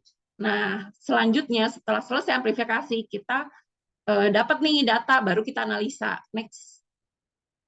Nah, ekstraksi sampel sendiri itu ada yang menggunakan mesin ekstraksi, ada yang manual. Jadi ini opsional aja. Jadi kalau menggunakan mesin itu sudah pasti hemat waktu, mengurangi tingkat kontaminasi karena yang bekerja itu adalah mesin. Terus habis itu tingkat errornya juga bisa diminimalisir daripada kita ngerjain manual. Kalau yang user sudah sering mengerjakan PCR, mungkin oke lah manual. Tapi kalau yang baru atau pemula dan dia memang punya budget untuk beli mesin ekstraksi otomatis, saya sarankan lebih baik menggunakan mesin ekstraksi otomatis. Bedanya apa sih gitu kan kalau yang otomatis sama manual? Mungkin isi dari kit ekstraksinya itu sama, cuman metodenya aja yang beda. Kalau mesin ekstraksi itu biasanya dia pakai pendekatan yang namanya magnetic beads. Jadi berdasarkan magnetic beads itu kita pecah dinding selnya, kita terus ambil yang inhibitor yang di luar dari DNA itu, kita ikat sama magnetic beads itu, terus kita washing supaya dia lebih pure lagi, kemurniannya lebih bagus, habis itu kita elusi. Nah, itu semua mesin yang mengerjakan. Kalau yang manual, itu kita ada dua metode. Yang pertama spin column, yang kedua magnetic beads, tapi dikerjakannya manual, menggunakan pipet, maksudnya ada SDM-nya lah gitu kan. Kalau mesin ekstraksi otomatis kita memang masih butuh SDM, tapi buat preparasi. Kalau yang manual dari awal kita timbang sampelnya, kita gerus sampelnya, kita pipet kitnya, itu semua yang mengerjakan adalah analis atau laboran seperti itu. Next. Nah, proses ekstraksi sampel itu diapain sih sampelnya gitu. Nah, proses ekstraksi sampel itu kan kita tahu ya, target kita adalah DNA. Nah, DNA itu adanya di mana? Kalau di inti sel itu kan kita tahu ya, ada DNA, ada RNA. Nah, DNA itu adalah yang berada di inti sel. Kalau RNA itu di inti sel ada, di ribosom ada, di sitoplasma ada. Nah, itu kita akan susah kalau ekstraksi DNA. Kenapa ekstraksi DNA itu lebih lama daripada ekstraksi RNA? Karena tempatnya itu adalah di inti sel. Nah, inti sel itu kan berarti benar-benar di pusatnya sel kan. Itu kita benar-benar harus memecah dinding sel itu, apalagi kalau sampelnya itu dari tumbuhan gitu kan, itu prinsip biologi dasar lah gitu. Nah, setelah kita timbang nih sampel kita, biasanya beberapa kit ekstraksi itu ada minimum sampel yang akan kita masukkan atau kita ekstraksi. Nah, misalkan 20 mg, kita ambil nih sampel bakso kita atau sampel sosis kita. Nah, kita gerus. Setelah kita gerus, baru kita tambahkan yang namanya sel lisis. Sel lisis itu adalah untuk melisiskan sel supaya DNA-nya dan pengotor-pengotornya atau inhibitornya keluar semua. Nah, setelah keluar semua, kita kalau metode spin column itu kita ada namanya tahapan yang RNA binding. Jadi yang bukan DNA itu kita ikat. Kita ikat di spin column yang bagian sininya, di bagian yang garis merah di tengah. Nah, setelah kita dapat nih DNA-nya yang di luar dari DNA itu jatuh ke bawah, itu namanya kita washing. Jadi biar lebih murni, biar DNA yang kita dapat untuk proses PCR itu lebih murni. Nah, selanjutnya baru di elusi. Nah, kalau kita DNA kita nyangkut di spin column itu, kan kita nggak bisa dong untuk proses selanjutnya. Nah, itu supaya dia larut, nah kita pakai yang namanya buffer elution. Nanti di beberapa kit ekstraksi itu pasti ada yang namanya buffer elution. Next. Nah, ini proses real time PCR ini saya sebenarnya mau ngasih ini video, cuman takutnya waktunya nggak cukup, aku skip aja, nanti kalau misalkan ada waktu baru bisa ditampilkan. Next. Nah, untuk proses PCR itu sendiri, kita harus tahu apa aja sih komponen PCR yang ada di kit kita gitu. Jadi baik konvensional, baik itu real time, baik itu digital, komponen PCR-nya sama. Tapi ada yang membedakannya. Kalau yang konvensional itu nggak ada yang namanya primer probe. Tapi kalau yang real time PCR itu kita pakai primer probe. Itu yang bikin kenapa real time PCR bisa kita kuantifikasi. Nah, komponen dasar PCR itu sebenarnya ada DNA template, yaitu DNA sampel kita yang udah kita ekstraksi, itu namanya DNA template. Yang kedua ada tag DNA polimerase, yaitu dia enzim. Enzim yang dalam proses PCR itu dia berfungsi untuk melanjutkan proses setelah DNA itu kita denaturasi. Nanti kan ada proses PCR namanya denaturasi. Itu adalah pemisahan rantai DNA, dan rantai DNA itu kan double helix. Kalau RNA itu kan single helix. Nah, untuk bisa ditempelin primer, itu makanya kita butuh yang namanya proses pemanasan. Nah, ini primer itu apa sih? Primer itu sequence spesifik yang benar-benar udah ada targetnya. Misalkan primer untuk DNA babi nih. DNA babi itu primernya apa? Itu ada komponen yang namanya ATGC. ATGC itu kan adenin, guanin, timin, sitosin. Nah, itu didesain, udah ada desainnya. Nah, terus peranan DNA polimerase itu untuk supaya si primer itu setelah ditempelin sama apa namanya target sampel target kita itu bisa diperbanyak. Nah, diperbanyak itu nanti ada DNTP, ada kation, pakai MgCl2, tapi kita nggak usah mipet satu-satu karena sekarang udah ada yang namanya kit komersil untuk deteksi porcine gitu. Jadi yang kita pipet itu udah komponen-komponen ini udah jadiin satu kecuali DNA template. Itu yang harus kita tambahkan setelah apa namanya kita ekstraksi sampel baru nanti kita tambahkan ke bagian yang kit komersil tersebut. Next. Nah, komponen real time PCR itu sebenarnya ada dua, yang cybergreen sama yang prop. Nah, ini bedanya apa? Kalau yang cybergreen atau fluorescent dye itu tuh dia nggak spesifik karena dia di proses PCR dia tuh terikat pada semua double stranded DNA. Nah, kecuali apa nggak terkecuali primer. Kan kita harusnya primer kita dong yang harus apa namanya menempel ke DNA target. Nah, ini enggak, semua ditempelin kalau pakai cybergreen. Nah, kalau yang pakai prop itu memang benar-benar target yang akan ditempelin oleh primer kita, seperti itu. Next. Nah, yang tadi saya bilang, apa aja sih proses yang terjadi di mesin PCR itu apa aja gitu. Ini yang pertama proses denaturasi. Nah, denaturasi itu proses awal pada waktu amplifikasi, yaitu rantai DNA yang double helix itu harus kita pecah nih, harus kita apa namanya pisahkan. Nah, di pemisahan itu harus butuh suhu tinggi, makanya di beberapa kit, baik itu kit untuk DNA porcine atau virus atau bakteri, patogen gitu, itu pasti proses pertamanya adalah denaturasi. Itu adalah proses pemisahan rantai double helix DNA. Next. Yang selanjutnya itu adalah annealing.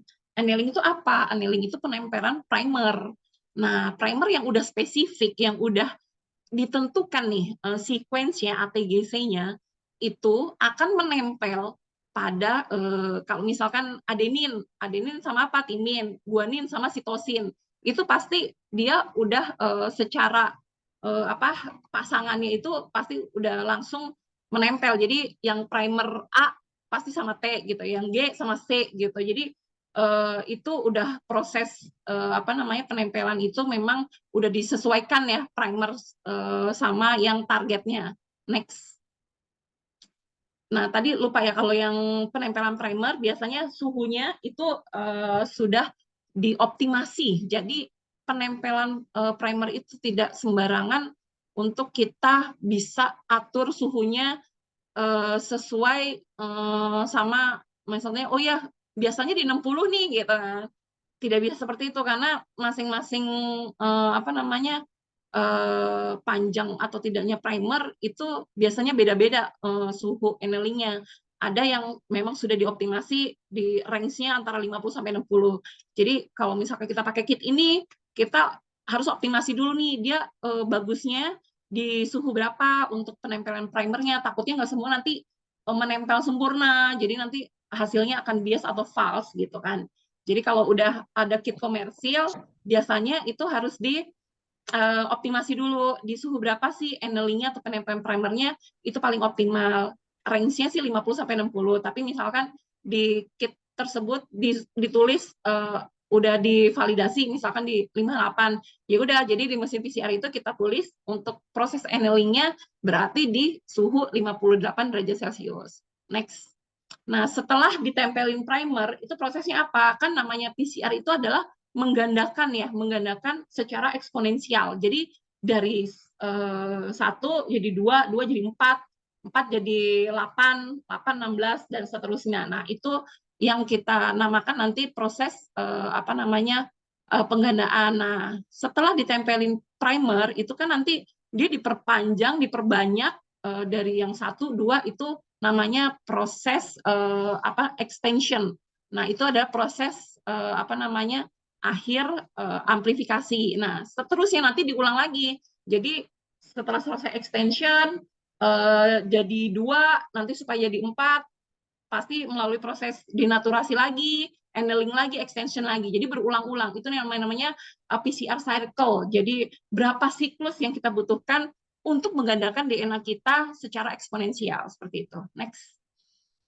Nah, ini yang tadi saya bilang, template DNA kita di siklus pertama kita dapat 4 kopi, siklus kedua itu 2⁻3 jadi 8 kopi, selanjutnya di 16 kopi, 32 kopi, sampai pangkat berapa itu tergantung dari masing-masing kit yang kita gunakan.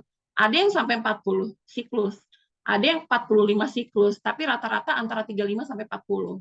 Jadi kita bisa tahu berapa banyak DNA yang udah kita gandakan, seperti itu. Next. Nah, kalau di real-time PCR itu kita perlu yang namanya analisa data. Jadi setelah selesai ada grafik, ini naik, positif nih, enggak seperti itu. Jadi kita harus analisa data terlebih dahulu. Jadi kita kumpulin semua sampel-sampel yang udah kita analisa, kita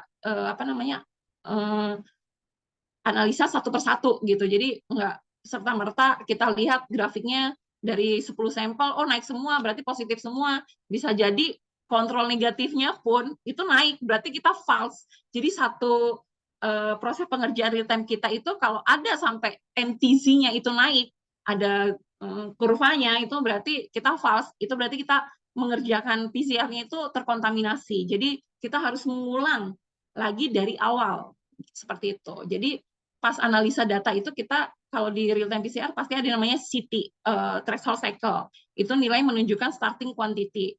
Terus ada baseline threshold, itu merupakan garis batas yang dibuat untuk menentukan starting quantity dari sampel. Nah, titik pertemuan antara baseline dan threshold, next, dengan grafik amplifikasi disebut itu CT. Nah, ini grafik kalau kita temukan itu grafik naik, itu berarti ada kandungan atau ada target yang sesuai dengan primer yang udah kita desain, yang kita pakai, seperti itu. Kalau kita garis lurus seperti yang di gambar panah itu, misalkan NTC, itu kan berarti dia harus landai, menandakan bahwa proses PCR kita itu berjalan baik, berarti kita nggak ada kontaminasi, itu harus landai nih NTC kita atau non template control kita. Next. Nah, tadi yang saya bilang fase eksponensial itu kita menentukan garis threshold itu pas banget fase eksponensial itu pas waktu naik, itu makanya kita potong garis threshold-nya. Nah, kalau negatif sampel itu yang hijau, yang positif sampel itu yang biru. Jadi kalau analisa data di real time PCR itu kita bisa lihat dari waktu ke waktu. Makanya kenapa kita bisa lihat real time. Misalnya kita kepo nih, tadi ini daging bakso yang kita ekstraksi terus kita PCR udah ada tanda-tanda naik belum ya? Itu bisa dilihat dari waktu ke waktu, makanya disebut real time. Misal kita ngintip nih, baru jalan 20 menit, 20 menit di siklus 11 nih, baru di cycle 11. Nah, itu mungkin masih landai. Nah, kalau masih landai berarti ada kemungkinan positif, ada kemungkinan negatif. Nah, kalau kemungkinan itu pas waktu akhir akhir PCR itu kita lihat ada kenaikan itu di cycle lebih dari 35. Nah, lebih dari 35 itu berarti apa? Berarti itu ada kandungan babinya tapi dikit gitu. Kandungannya sedikit, namanya juga dicampur. Kalau dicampur kan nggak mungkin kandungan babinya sama perbandingan sapi sama babinya itu banyakan sapinya gitu, pasti lebih sedikit. Nah, makanya kita butuh yang real time PCR itu untuk mendeteksi benar-benar sesensitif mungkin. Jadi kalau bisa ya sampai 1 kopi per mikrolit gitu kan. Jadi biar kita pasti tenang nih kita makan produk olahan atau makanan lainnya itu aman dari kandungan porcine. Next. Nah, untuk yang selanjutnya saya coba bikinkan untuk layout lab halal. Misalkan Bapak Ibu peserta webinar ini, Mbak bikin lab halal kayak gimana sih gitu? Apa aja sih yang dibutuhkan? Nah, kebetulan untuk yang di UIN Jambi ini tahun kemarin kita udah settingkan untuk lab halal, cuman belum dipakai ya Pak Bayu ya. Halo Pak Bayu? Belum, Mbak. Iya, belum. Jadi nanti the next kita mungkin bisa workshop pengujian halal kali ya. Jadi nanti ya pesertanya dari area Jambi aja gitu. Jadi biar bisa tahu juga yang belum nih. Kan tadi Pak Iskandar bilang ya di daerah Kerinci, kalau nggak salah Kerinci itu adanya IAIN ya Pak ya? Iya, Mbak.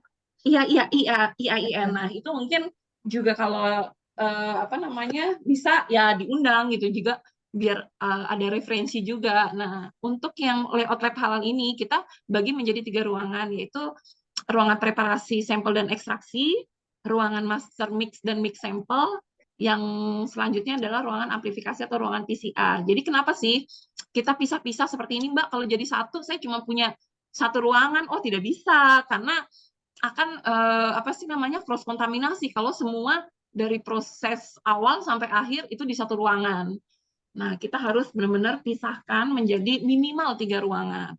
Nah, apa aja sih alatnya? Ini bisa dilihat untuk ekstraksi itu pasti paling banyak nih karena keberhasilan PCR itu 90%-nya itu pasti dari proses ekstraksi.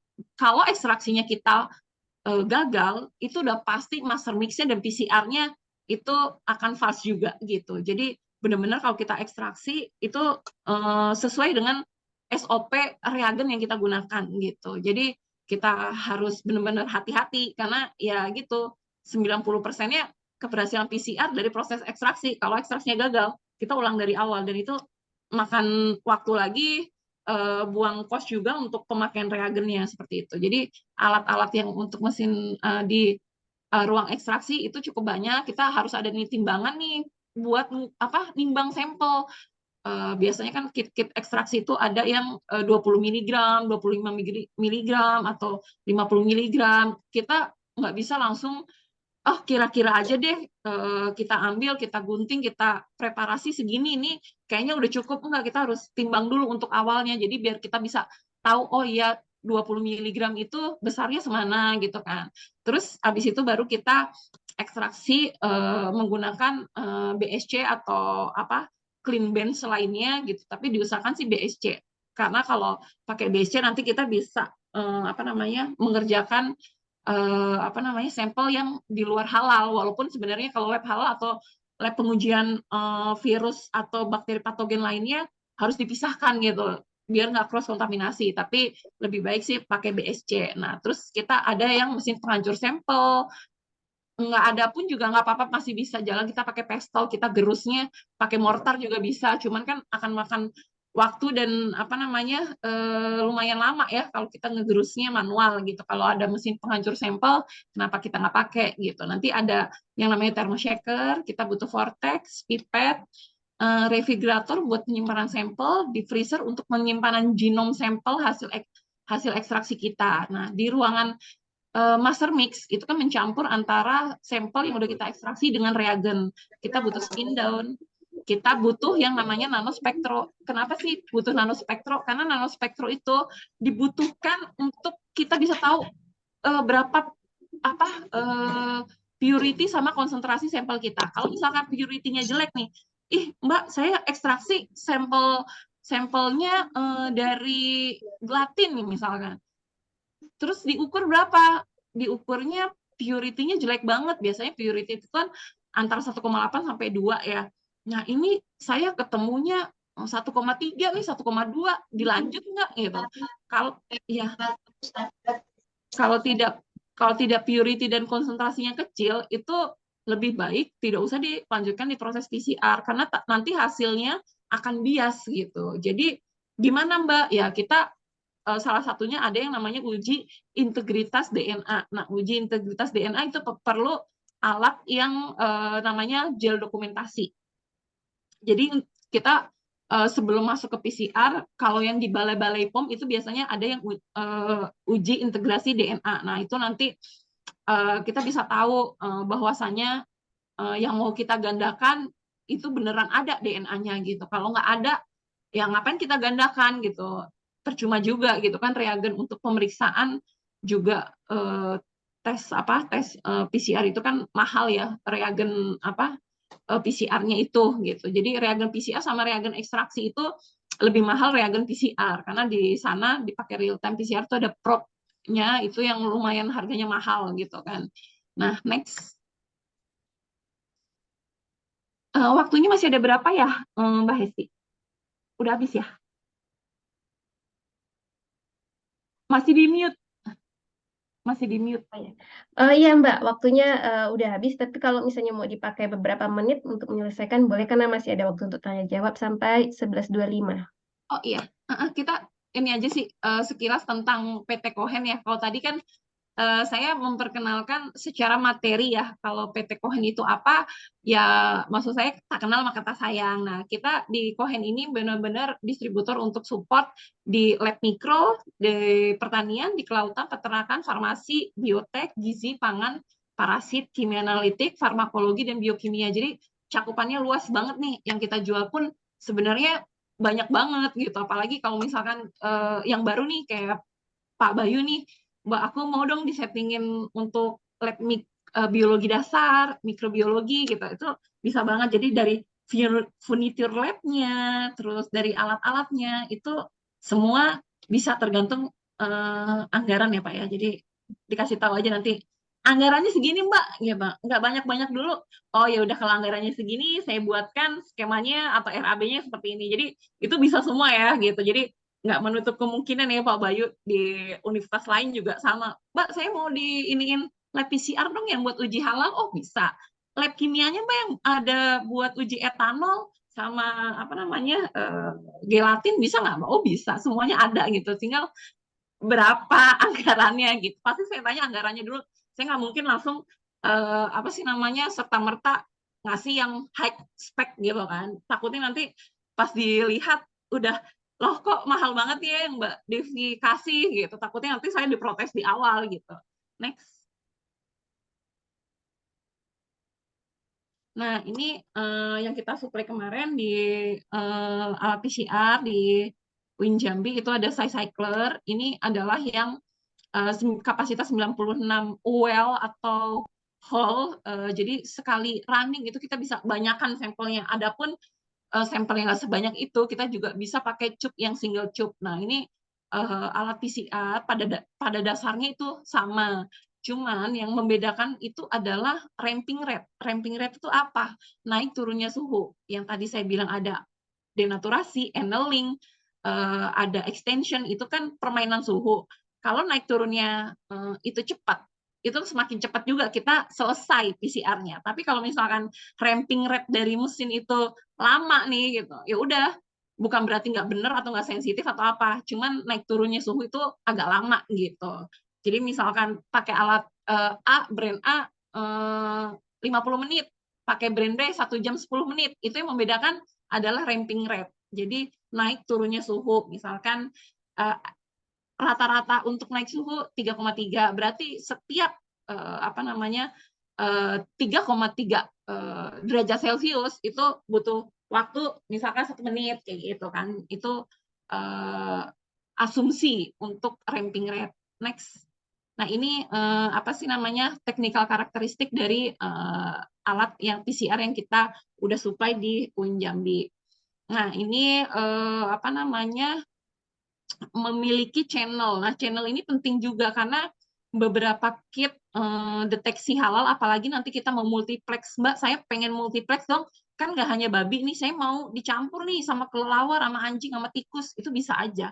Jadi kita nanti multiplex. Nah, kalau multiplex itu berarti fluoresennya atau channel yang harus dimiliki dari mesin PCR itu ada minimalnya. Biasanya kalau untuk multiplex itu minimal 5 channel. Jadi harga mesin PCR itu berdasarkan dari jumlah channel yang ada di alat tersebut. Jadi kalau misalkan jumlah channelnya itu sedikit, itu pasti harganya lebih murah daripada yang banyak gitu. Jadi fluoresennya itu biasanya kan kita target ada FAM, terus internal control ada FIG, terus ada hex, ada macam-macam lah gitu. Nah, itu biasanya menentukan juga mahal atau tidaknya mesin PCR gitu. Kalau kita beli yang 2 channel sama yang 5 channel pasti harganya lumayan juga nih bedanya gitu. Next. Nah, selain alat PCR, kita juga ada yang secara mikroskopi. Nah, ini mungkin butuh juga ya Pak Bayu di biologi mikroskop untuk pembelajaran biologi dasar ya gitu. Nah, ini kita ada yang mikroskop binokuler, trinokuler, fluoresen, ada yang dilengkapi dengan kamera juga. Jadi lumayan lengkap lah untuk yang mikroskop ini, brandnya Euromax dari Belanda. Nanti kalau butuh tinggal kontak saya aja ya. Next. Nah, ini dari brand Inovia. Nah, dari brand Inovia ini semua lengkap. Pokoknya apa aja ada lah. Jadi Bapak butuh apa, kita ada semua gitu. Bapak butuh alat PCR ada, nanospektro ada, centrifuge ada, ELISA ada. Nah, itu nanti kita diskusikan lebih lanjut apa aja yang dibutuhkan. Nah, next. Nah, untuk balance, analytical balance, terus precision balance, anak timbangan industri, itu kita ada dari brand AZ. Nah, itu nanti biar jadi satu paket kan enak nih. Mbak, satu paket lab ini gitu. Jadi, ya udah nanti saya buatkan RAB-nya. Jadi lengkap semua. Next. Nah, itu tadi dari brand AZ, dari brand Invitech ini lebih lengkap lagi. Tadi yang brand Inovia memang general lab. Kalau yang Invitech ini bisa medical juga bisa gitu.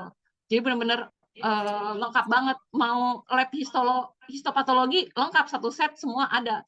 Tisu prosesornya ada kayak gitu. Jadi kita tergantung labnya mau disettingin lab apa nih gitu. Jadi nanti kita bisa bantu buatkan RAB-nya.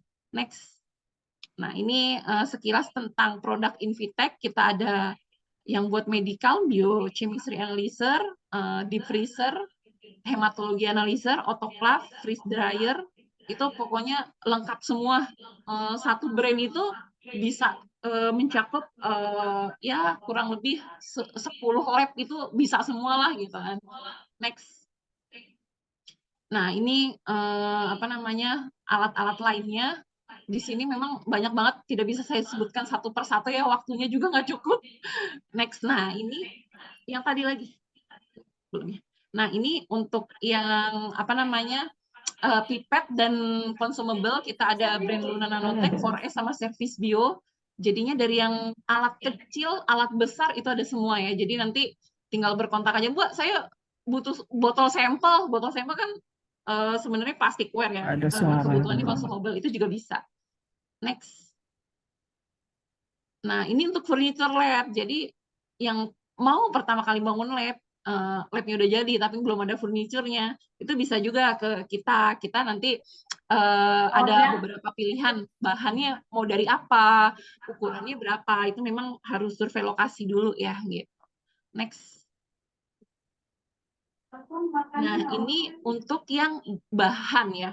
Kan kalau di mikro udah ada alatnya, nggak ada bahannya nggak bisa jalan juga dong gitu. Nah, misalkan kita mau nguji bakteri yang umum, kan kita butuh namanya TSA, triptych soy agar gitu kan. Nah, itu di TM Media ini kenal juga ya. Biasanya kan yang terkenal tuh Divco, merek gitu kan, terus Oxoid. Nah, ini dari TM Media itu semua media mikro, antibiotik, terus laboratori chemical, indikator itu ada semua di TM Media. Nanti saya bisa kasih kan price list-nya gitu kan, apa aja yang dari brand TM Media yang bisa disupport di lab mikro maupun lab kimia. Next.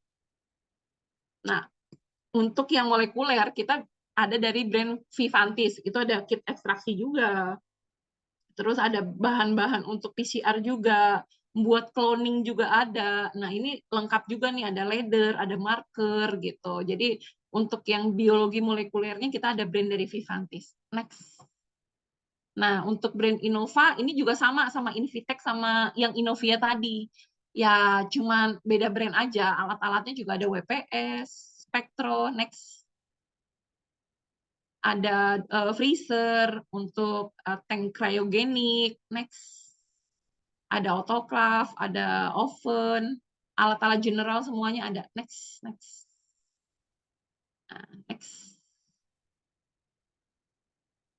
Next. Nah, dari tadi Vivantis kita masuk ke Gen 8. Nah, Gen 8 ini macam-macam kit ekstraksinya. Jadi kalau mau beli kit ekstraksi itu harus tahu dulu yang mau diekstraksi sampelnya apa, tujuannya untuk apa. Nah, itu kita juga harus tahu. Mbak, saya beli kit ekstraksi, pasti saya tanya, ekstraksinya dari sampel apa? Sampel makanan kah? Sampel darah kah?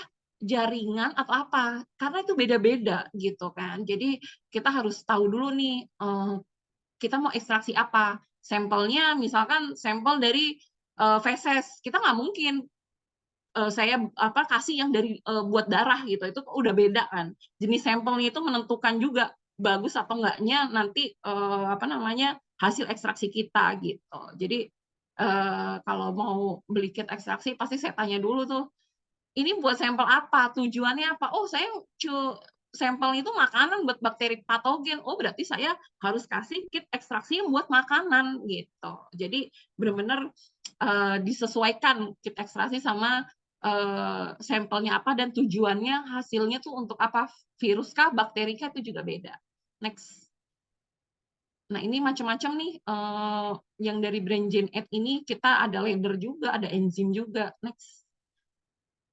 Ada buat yang RNA, khusus DNA, ada yang DNA RNA jadi satu juga ada. Jadi benar-benar luas banget cakupan yang dari brand Gen 8 ini. Next. Nah, untuk info dan kontak ini ada nomor telepon saya dan alamat email saya. Mungkin peserta webinar bisa catat. Nah, nanti kalau yang benar-benar tadi nyimak, nanti ada kuis ya dari saya. Nanti ada hadiahnya nih. Pak Bayu, hadiahnya apa bisa diinfo? Hadiahnya ada voucher pulsa dari Bu pemateri. Oh iya, benar. Jadi nanti disimak ya. Siapa tahu aja ada yang nyangkut nih gitu kan. Nah, mungkin itu saja dari saya, paparan dari saya. Kurang lebihnya mohon maaf. Terima kasih. Assalamualaikum warahmatullahi wabarakatuh. Waalaikumsalam warahmatullahi wabarakatuh. Ya, sangat menarik sekali ya, bahkan sampai ke teknisnya juga kita diajarin sama Mbak Devi. Ya, Ya, nanti Ini kalau udah kayak- lengkapnya diadain workshop ya, Pak Bayu Iya, ya. biasanya kan hands on kan, jadi lebih Iya, kebayang. lebih mantap lah kalau ada hands on-nya ya. Iya, betul. Baik Bapak Ibu peserta, kita masih ada waktu sekitar 5 menitan lagi. Mungkin jika ada pertanyaan boleh raise hand atau mengetik di kolom chat ya. Silakan kalau ada yang mau ditanyakan. Oh ya Mbak, di sini juga kita punya hadir juga di sini Ketua LPH kita Pak Ahyat Mudianto gitu ya. Ada yang ngacung nih Mbak Bella. Mbak Bella, ya Ya, silakan. silakan. Oh iya, saya belum pernah ketemu Pak Ahyat loh. Iya, Pak Ahyat ini Ketua LPH kita di Udah komunikasi sih, cuma belum pernah tatap muka aja. Sekarang kelihatan wajahnya. Silakan Bel. Ya, terima kasih sebelumnya kepada Ibu Devi, luar biasa sekali ya menambah wawasan kami semua ini. Ini Bu, mau nanya terkait tadi yang mengenai primer design. Kan biasanya kalau kita itu menggunakan primer design, terus untuk deteksi suatu sampel, itu kan ada juga selain desain primer untuk yang benar-benar ujinya, ada juga yang menggunakan housekeeping gene. Nah, untuk kasus yang di bagian produk halal ini, apakah juga kita gunakan housekeeping gene-nya sebagai kontrolnya? Kalaupun iya, biasanya jenis dari housekeeping gene-nya itu apa? Terus yang kedua, mengenai optimasi. Jadi memang kan dari proses PCR ini, selain dari ekstraksi, yang paling susah itu juga optimasi awal ya Bu ya, untuk mengenali suhu annealing yang tepat untuk sampel kita itu berapa. Nah, tentunya Bu Devi ini sudah banyak sekali ya pengalamannya. Jadi saya pengen tanya aja nih Bu, bagaimana sih tipsnya kita untuk bisa cepat nih tahu waktu optimasinya gitu. Jadi proses untuk analisisnya nanti lebih cepat gitu maksudnya. Gitu. Oh iya. Ya, baik. Terima kasih Bu Devi. Iya, sama-sama Mbak Bella. Jadi jawab yang pertama dulu ya. Iya. Yang pertama kan tadi ditanyakan untuk yang apa primer design ya. Tadi pertanyaan pertama apa? Housekeeping jinnya yang jenis Oh, apa? housekeeping jinnya. Iya. Housekeeping jinnya itu kan memang kalau kita mau mendesain primer sendiri, itu kan kita harus buat yang namanya dari ya itu macam-macam, ada dari beta aktin gitu. Cuman saya prosesnya pun juga sebenarnya nggak paham-paham banget kalau mau menciptakan apa namanya kit deteksi gitu kan. Saya sih pakainya yang kit udah komersil. Jadi memang udah dijual di pasaran. Tinggal nanti kita verifikasi dan validasi gitu. Jadi kalau misalkan memang sih terbesit juga kemarin saya mau bikin kit halal yang produksi dalam negeri nih gitu kan. Berarti kan saya harus tahu dong apa namanya target yang DNA babinya itu dari kita ngadap dari jurnal mana nih gitu. Sequence-nya apa nih? Nah, kita pesen dong sequence-nya, kita udah ada primer reverse apa namanya primer forward sama reverse-nya itu kan pasti sepasang tuh. Nah, habis itu kita harus tahu juga kita mau ada internal control. Berarti kita harus buat yang namanya reference apa namanya housekeeping gene-nya. Nah, itu kita bisa buat dari beta actin juga. Cuman saya prosesnya itu nggak paham lah. Terus nanti kita campur dengan komponen PCR seperti tadi macam-macam ya komponen PCR itu ada DNTP, ada Taq polimerase, terus ada MgCl2 gitu. Itu kan kita bisa beli terpisah satu-satu, cuman kan alangkah makan waktunya kita mendesain sendiri. Kalau memang kita researcher, oke lah. Tapi kalau kita cuma pengen pengujian, itu alangkah baiknya kita pakai kit komersil yang udah ada di pasaran, nanti tinggal kita verifikasi dan validasi. Nah, itu yang tadi pertanyaan pertama. Pertanyaan kedua, gimana sih bisa kita tahu nih, kok apa yang suhu mana nih yang paling tepat annealing-nya. Nah, kalau kita mau coba, itu pasti kita ada kita pakai beberapa suhu gitu. Jadi kita siapkan primer kita apa sih namanya sama komponen-komponen lainnya gitu, komponen PCR lainnya, kita ini gradien, kita namanya gradien suhu. Nah, kita nanti coba di running barengan, yang satu di 50, 52, di kelipatan 2, 54, 56, 58, 60. Misalkan ada 6 nih, kita gradiennya ada 6. Nah, itu nanti kita coba yang paling bagus itu nanti di berapa. Tapi kalau emang mau nembak nih langsung, saya punya kit nih Mbak, bagusnya di ini berapa ya. Nah, itu nanti ada perhitungan antara perbandingan antara nilai guanin sama sitosin. Itu ada formulanya. Jadi berapa apa namanya banyaknya unsur G sama C. Nah, itu nanti bisa dihitung suhu optimal annealing-nya berapa gitu. Biasanya sih yang di lab yang dilakukan kayak gitu. Cuman ya kalau nggak mau ribet ya pakai aja 222. Tapi kan tetap ya ada 6 gradien, pengali untuk jumlah reaksinya itu akan banyak juga gitu sih. Gimana Mbak Bella? Iya, Ada baik. yang Ya, Mbak, betul-betul. Jadi setuju juga ya pakai gradien suhu dulu dimulai dari yang 50 sampai nanti berjenjang sampai yang maksimal 60 ya. 60 ya, betul. Oke, ya. Terima kasih ya, Bu. Iya. Mungkin ada lagi? Nanti dicatat ya. Mbak Bella dapat voucher. Oke. Ya, masih ada lagi, mungkin satu kesempatan lagi nih Bapak Ibu. Oh, ini ada pertanyaan di kolom chat ya. Di kolom chat dulu. Oh, Kok chat ya. saya nggak ada ya? Oh, saya juga nggak ada ya. Oh, ini tersembunyi dia. Untuk chat, oh ini dari Ibu Afifah Ismu Fitri. Assalamualaikum Ibu, saya Afifah dari jurusan Biologi UNP Padang. Izin bertanya mengenai perbedaan antara single plex dan multiplex real-time PCR seperti apa? Sekian, terima kasih. Oh iya, Iya. saya langsung jawab aja ya, Ya, langsung aja, Mbak. Afifah ya. Iya, jadi perbedaan single plex itu, kalau target kita memang cuma satu, itu namanya single plex. Kalau target kita lebih dari satu, itu namanya multiplex. Jadi misalkan Ibu mau tahu ini ada kandungan babinya atau enggak. Berarti kan kita pakai primer yang untuk mendeteksi ada tidaknya babi gitu kan. Berarti targetnya itu porcine gitu kan. Itu namanya single plex. Jadi kita cukup menyiapkan primer satu pasang. Kan primer itu pasti ada yang dari 3 ke 5, 5 ke 3. Itu forward sama reverse. Nah, itu nanti kalau single plex itu berarti kita cuman ada ya untuk babi aja. Jadi kalau misalkan sampel itu nggak ada kandungan babinya itu pasti negatif. Tapi kalau multiplex itu nanti kita bisa mengcombine antara primer untuk deteksi babi, untuk deteksi tikus, kucing, anjing, kelelawar, misalkan ada 5 nih. Nah, itu 5-5-nya kita optimasi dulu nih masing-masing. Habis itu kita satuin tuh suhu NLI-nya yang paling tepat di mana gitu kan. Nah, itu nanti kita desain sedemikian rupa, kita campur jadi 1 ke 5 target itu.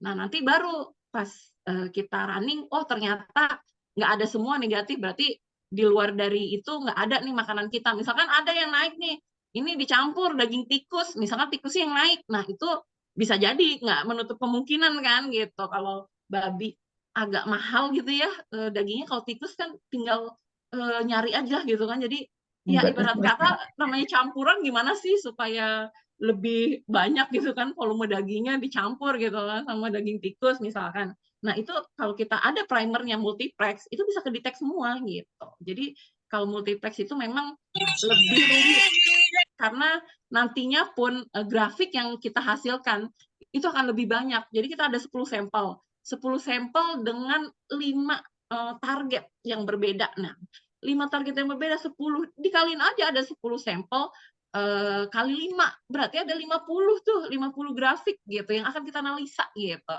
Kalau ada 10 sampel, targetnya 1 kan berarti cuma ada 10 grafik dong gitu. Ada yang naik atau yang datar. Kalau yang datar kan negatif. Kalau ada 5 target berarti 50 nih yang kita harus lihat gitu kan. Ya emang bisa satu-satu gitu kan. Cuman kalau mau lihat sekaligus memang agak pusing kalau namanya multiplex kan berarti banyak gitu. Sama kayak kemarin COVID kan kita ada reference gennya. Kamu pakai ORF1AB atau pakai gen N, gen A, gen B kayak gitu kan. Kemarin kayak COVID kan gitu.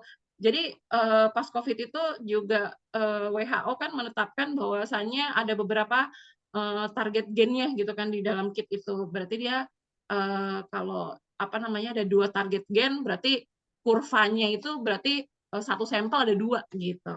Jadi namanya multiplex itu lebih memudahkan kita kerja karena sekali kita running, kita dapat 5 target sekaligus. Kalau single plex itu ya cuma 1 gitu. Ya, tentu harganya juga menyesuaikan, Mbak ya. Oh iya, kalau harga semakin multiplex semakin mahal. Iya. Ibu Hesti bisa aja nih. Iya, mohon maaf Mbak karena keterbatasan waktu, mungkin Iya. kita cukupkan untuk 2 penanya. Dua-duanya dapat door prize ya Mbak ya? Oh iya, dapat dong. Nanti di info aja nomor panitia ya. Oke, sip. nomor teleponnya ke panitia. Baik. Baik. Ada lagi nih yang nanya, siapa tahu ada lagi. Tadi ada lagi yang resen, Muhammad Fatih Rizky mungkin. Oke, boleh kita kasih dulu satu kesempatan mumpung belum azan ya. Iya. Jambi. Silakan Pak Muhammad Fatih kalau masih ada pertanyaan. Atau Pak Ahyat mungkin yang mau bertanya. Oh iya, Pak Ahyat mana nih? Pak Ahyat nggak muncul nih. Saya nyariin Pak Ahyat loh. Saya punya dosa nih sama Pak Ahyat, belum training ke sana. Ada Bu Adir.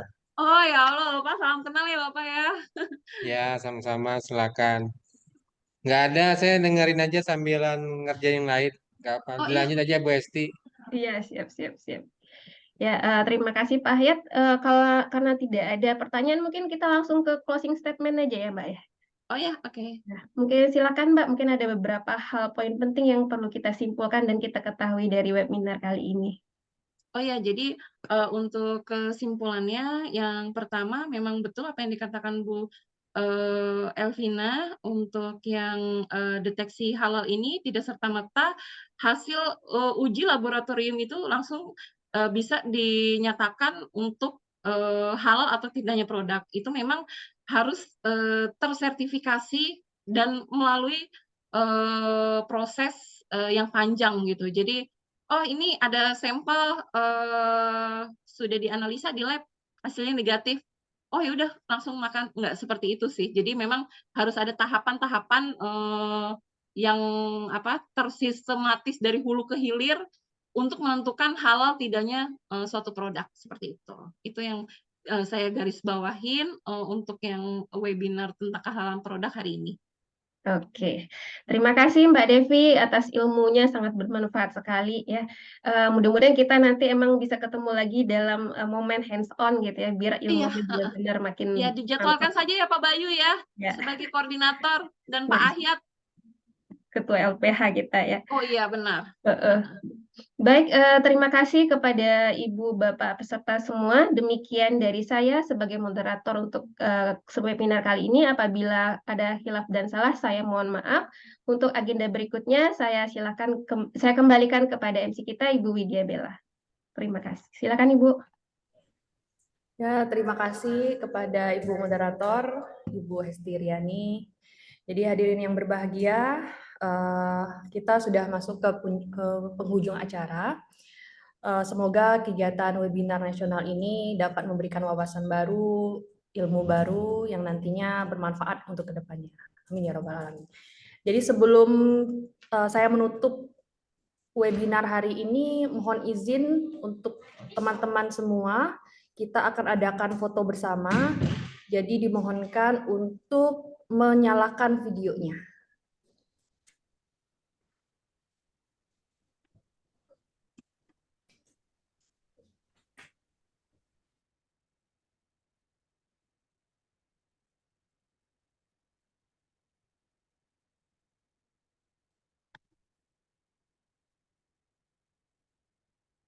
Oke, saya hitung dari 1, 2, 3 ya. Silakan senyum. 1, 2, 3. Oke, sekali lagi. 1, 2, 3. Iya, terima kasih semua. Ya, terima kasih. Sampai bertemu di lain kesempatan. Iya, terima kasih juga untuk Ibu Devi, Pak Bayu, semua yang hadir. Saya selaku MC pamit undur diri. Mohon maaf jika ada kesalahan dalam penyampaian kata-katanya. Wassalamualaikum warahmatullahi wabarakatuh. Waalaikumsalam warahmatullahi wabarakatuh. Terima kasih Bu Devi. Ya, terima kasih. Assalamualaikum. Terima kasih penyelenggara, tim penyelenggara. Terima kasih banyak. Terima kasih Bapak Ibu semua.